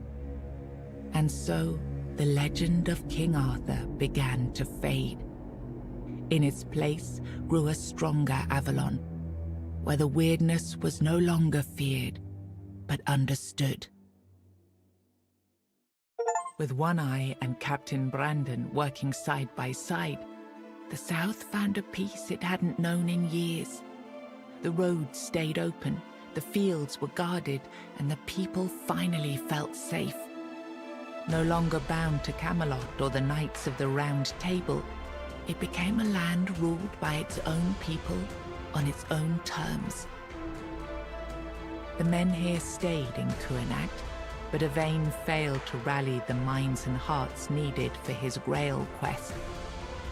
With no clear leaders and rising tension, both Kuanacht and Camelot grew fragile, drifting toward division, with no one left to hold the line.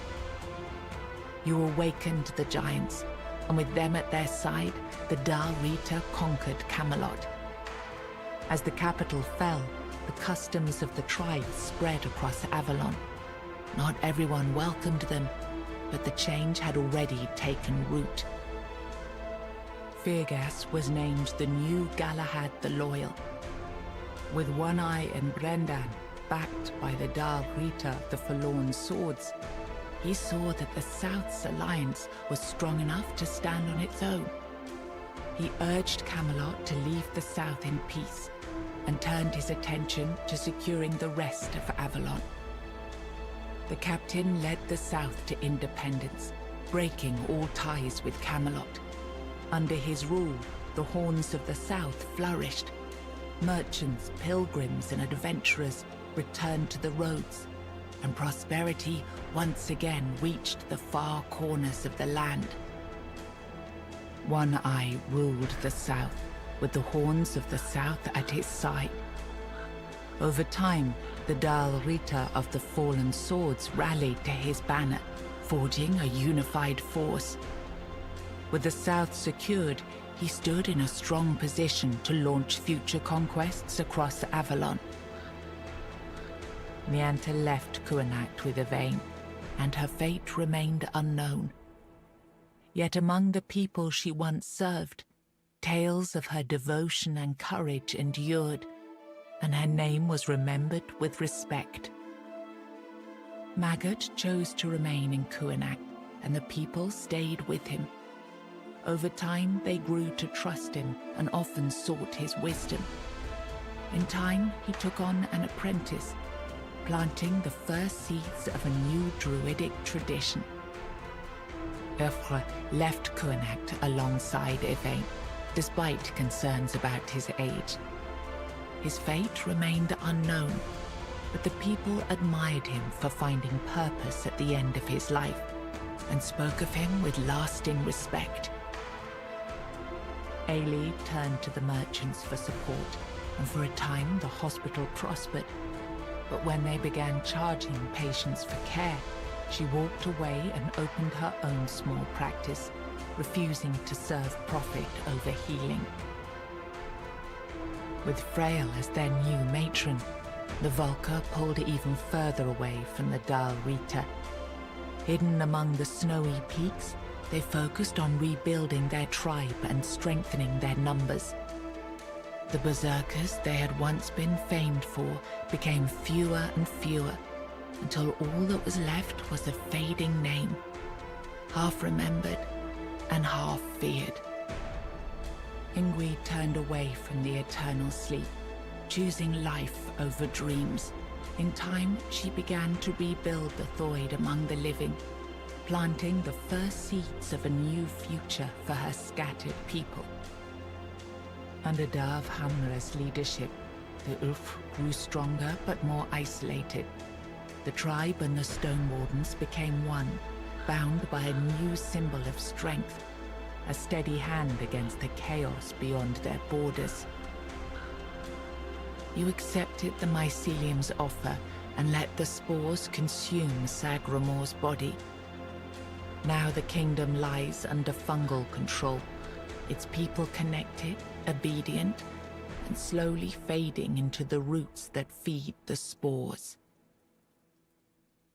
You placed self at the head of the Children of Morrigan.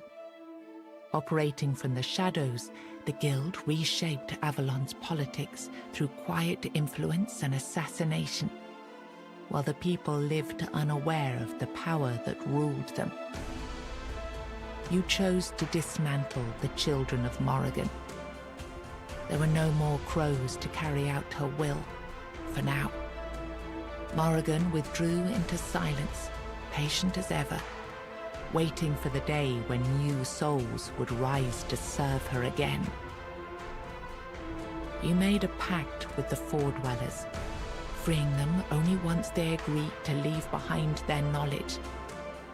One was lost to madness, but another fulfilled the promise, placing a stone woven with the song at the feet of the Stone Wardens. Through it, the craft survived into a new age. After you fell to the Red Death, Bior withdrew from the world. He claimed he would never give his heart again, carrying your memory in silence for the rest of his days. After returning to Camelot, Killian lived quietly for a time. When he vanished, few asked questions. Unsettling rumors had always followed him, and most preferred not to remember.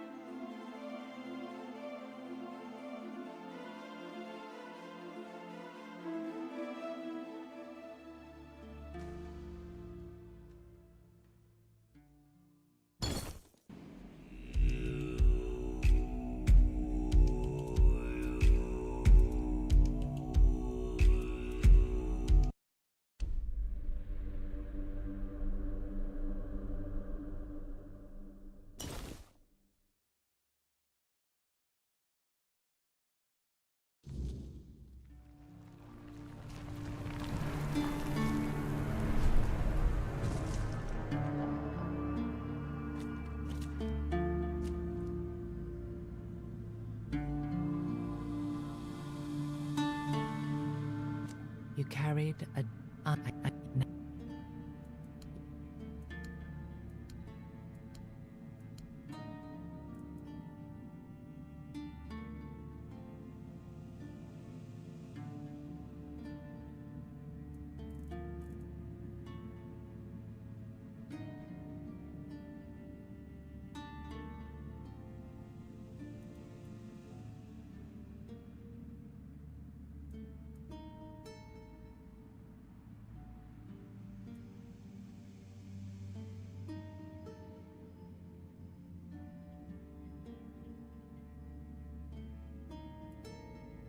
Then the idea shall fall, its weight discarded, its rule denied.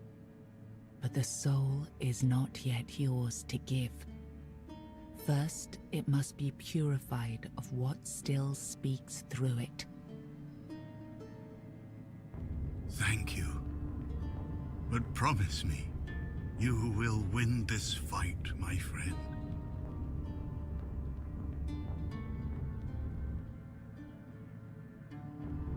After everything you've seen, you side with Caradoc. Then all the suffering, all the pain, meant nothing. I am disappointed. Now I am complete. Avalon will be reborn. Perfect this time.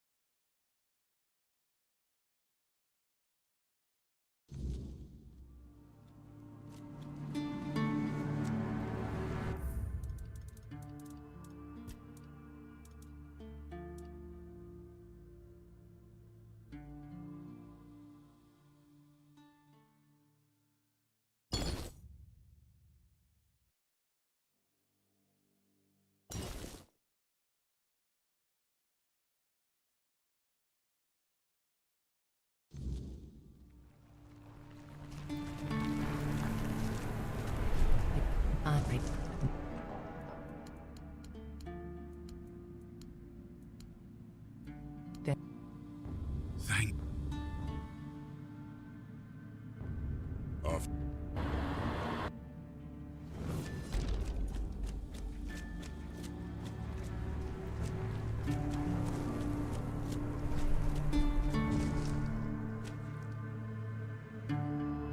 You brought down the cycle with steady hands and no promise of glory.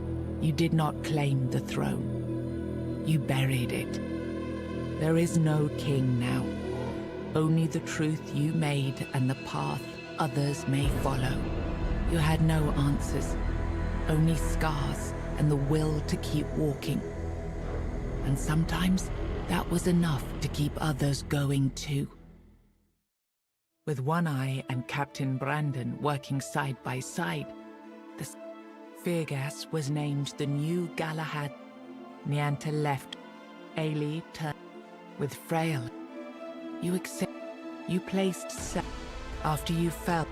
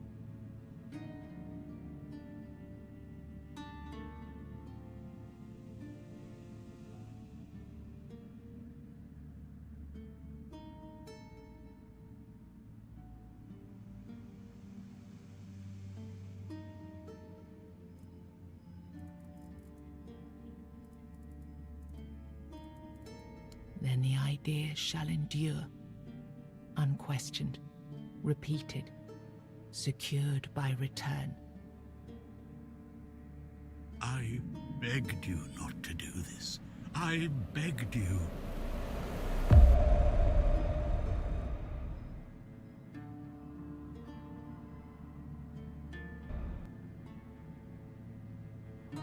No, I won't.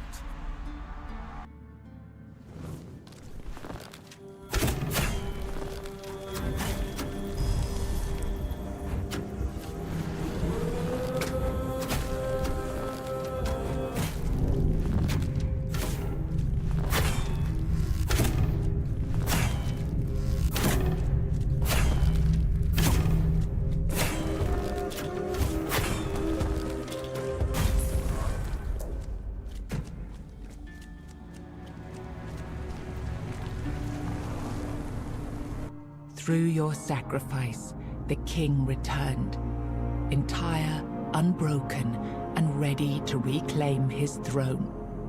You held faith that Avalon's fate still turned with him, that one last rising could bring balance to the broken land. Now he rules again, and the world bends to the weight of your choice, for salvation or for ruin. You gave everything to restore the king, and your journey ended with his return. Closing your eyes upon the sight of Arthur's triumph, you felt no regret, only the certainty that your final choice had been the right one. With One Eye and Captain Brandon Feargas was named the new Nianta left. Ailey turned to the merchant. With Frail as you accept, you placed when you rose.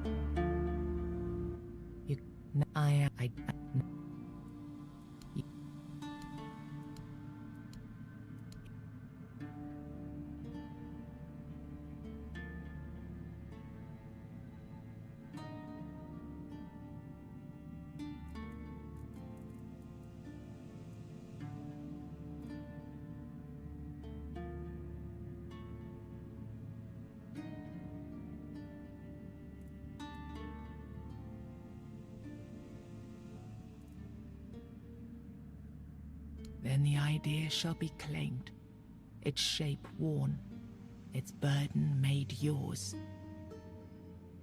But first, you have to bring silence to what refuses to be forgotten. If this is what you want, then take it, my friend. But promise me you will learn from my mistakes.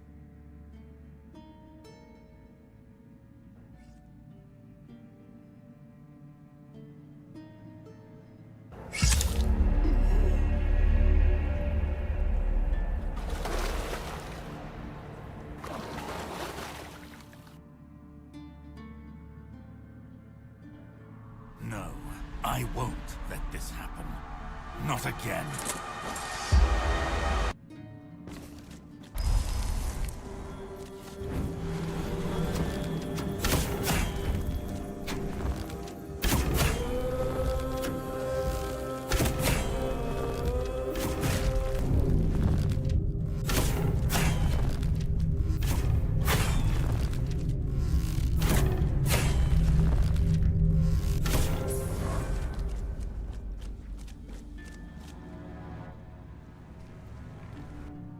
You think any other human could wield this power? I endured 600 years of pain, of suffering, of loneliness. I made the sacrifices, me! And now you think you can take it from me? The hubris. No. I reject your claim. I will reforge Avalon. Perfect this time.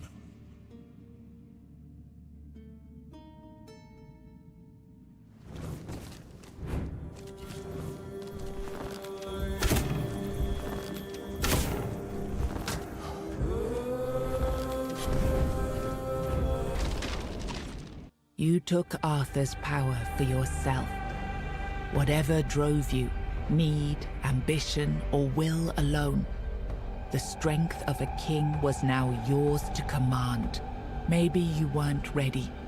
Maybe nobody ever is. But you decided to try. It's a heavy thing, trying to do right where others have failed. Still, you stepped forward, carrying the soul and every choice that brought you here. You ruled not as Arthur reborn, but as yourself, flawed, resolute, untested. Avalon changed beneath your hand, and history will decide what that truly meant. With One Eye and Captain Brandon working, Feargas was named the new. Nianta left. Ailey turned. With Frail as you accept, you placed self after you fell.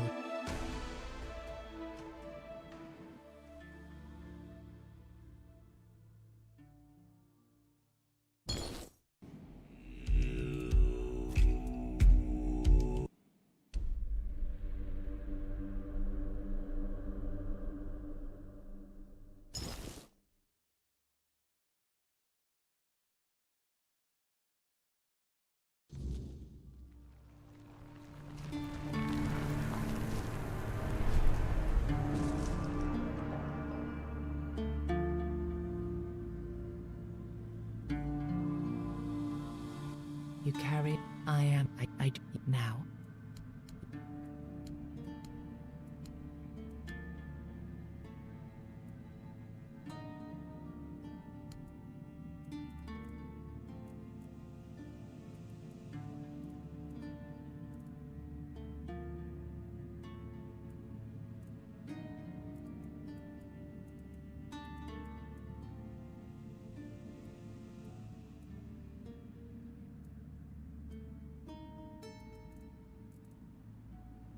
Then the idea shall develop, but the soul is not yet.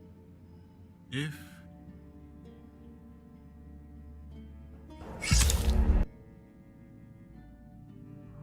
No.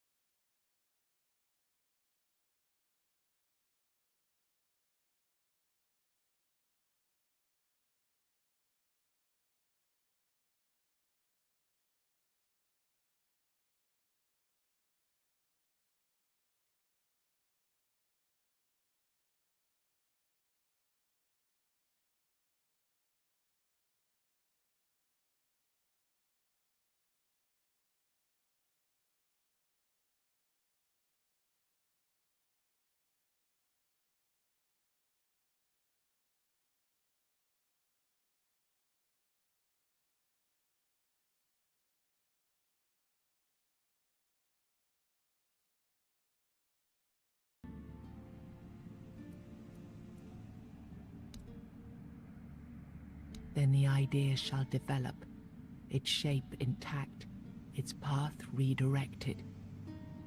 But the soul is not yet yours to give, firmly forgotten. If this is all my friend on to.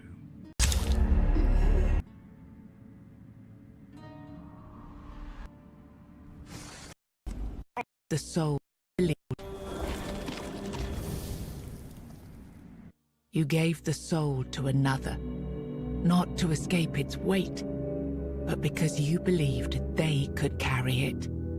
One person, chosen by you, to bear the burden and to shape what comes next. Whatever future rises from their rule will bear your seal, for it was your will that set it in motion. Seeing Arthur's power carried by another, you were prepared for your demise. And yet, death did not come. The prophet Kai saw you, knew you, and named a fate few could claim. A life spared when all should have been lost. You entrusted Arthur's soul to Captain Brandon, a leader who built Avalon's future on autonomy, trade, and secular law. As prosperity grew, faith faltered. To many, it was progress, but to the devout, it marked the loss of moral order and the rise of unchecked ambition. Chosen by you, you entrusted Arthur's soul to Aerfra, a blacksmith who built a system where everyone worked and no one ruled from above. His reforms reshaped Avalon, but the former elites didn't disappear. They adapted, keeping their influence through quieter, less visible means. You entrusted Arthur's soul to Lord Yvain, a descendant of Palamedes, yet too indecisive to inspire those he was meant to lead. The people lost faith, and when he was struck down, few mourned. They only braced themselves for the chaos that followed. You entrusted Arthur's soul to One Eye, who dissolved the Round Table and unified Avalon under the laws of the Dal Rita. For the tribes, it was long overdue recognition. For the capital, a difficult adjustment. Order returned, but not without cost. You entrusted Arthur's soul to Gerfhanra, who moved the capital to Mathar Mines and ruled by the principles of the Dal Rita. Many embraced his efforts to unify the land, while others, especially in Camelot, struggled to accept the new center of power. You entrusted Arthur's soul to Fionola, and under her vision, Avalon embraced the calmed weirdness and the new life it offered. Many accepted the change, merging their flesh with the unknown. Not all followed, and a quiet resistance grew among those who feared what they might lose. You entrusted Arthur's soul to the child of Morrigan, and Avalon was reborn under a rule of absolute control. Some called it salvation, others tyranny, but none could deny that, for better or worse, the realm no longer wavered. You gave Arthur's soul to a beggar, a final insult to fate and to all who sought to shape Avalon's future. With no vision, no throne, and no purpose, the realm unraveled, left to rot in the hands of someone who never asked to rule.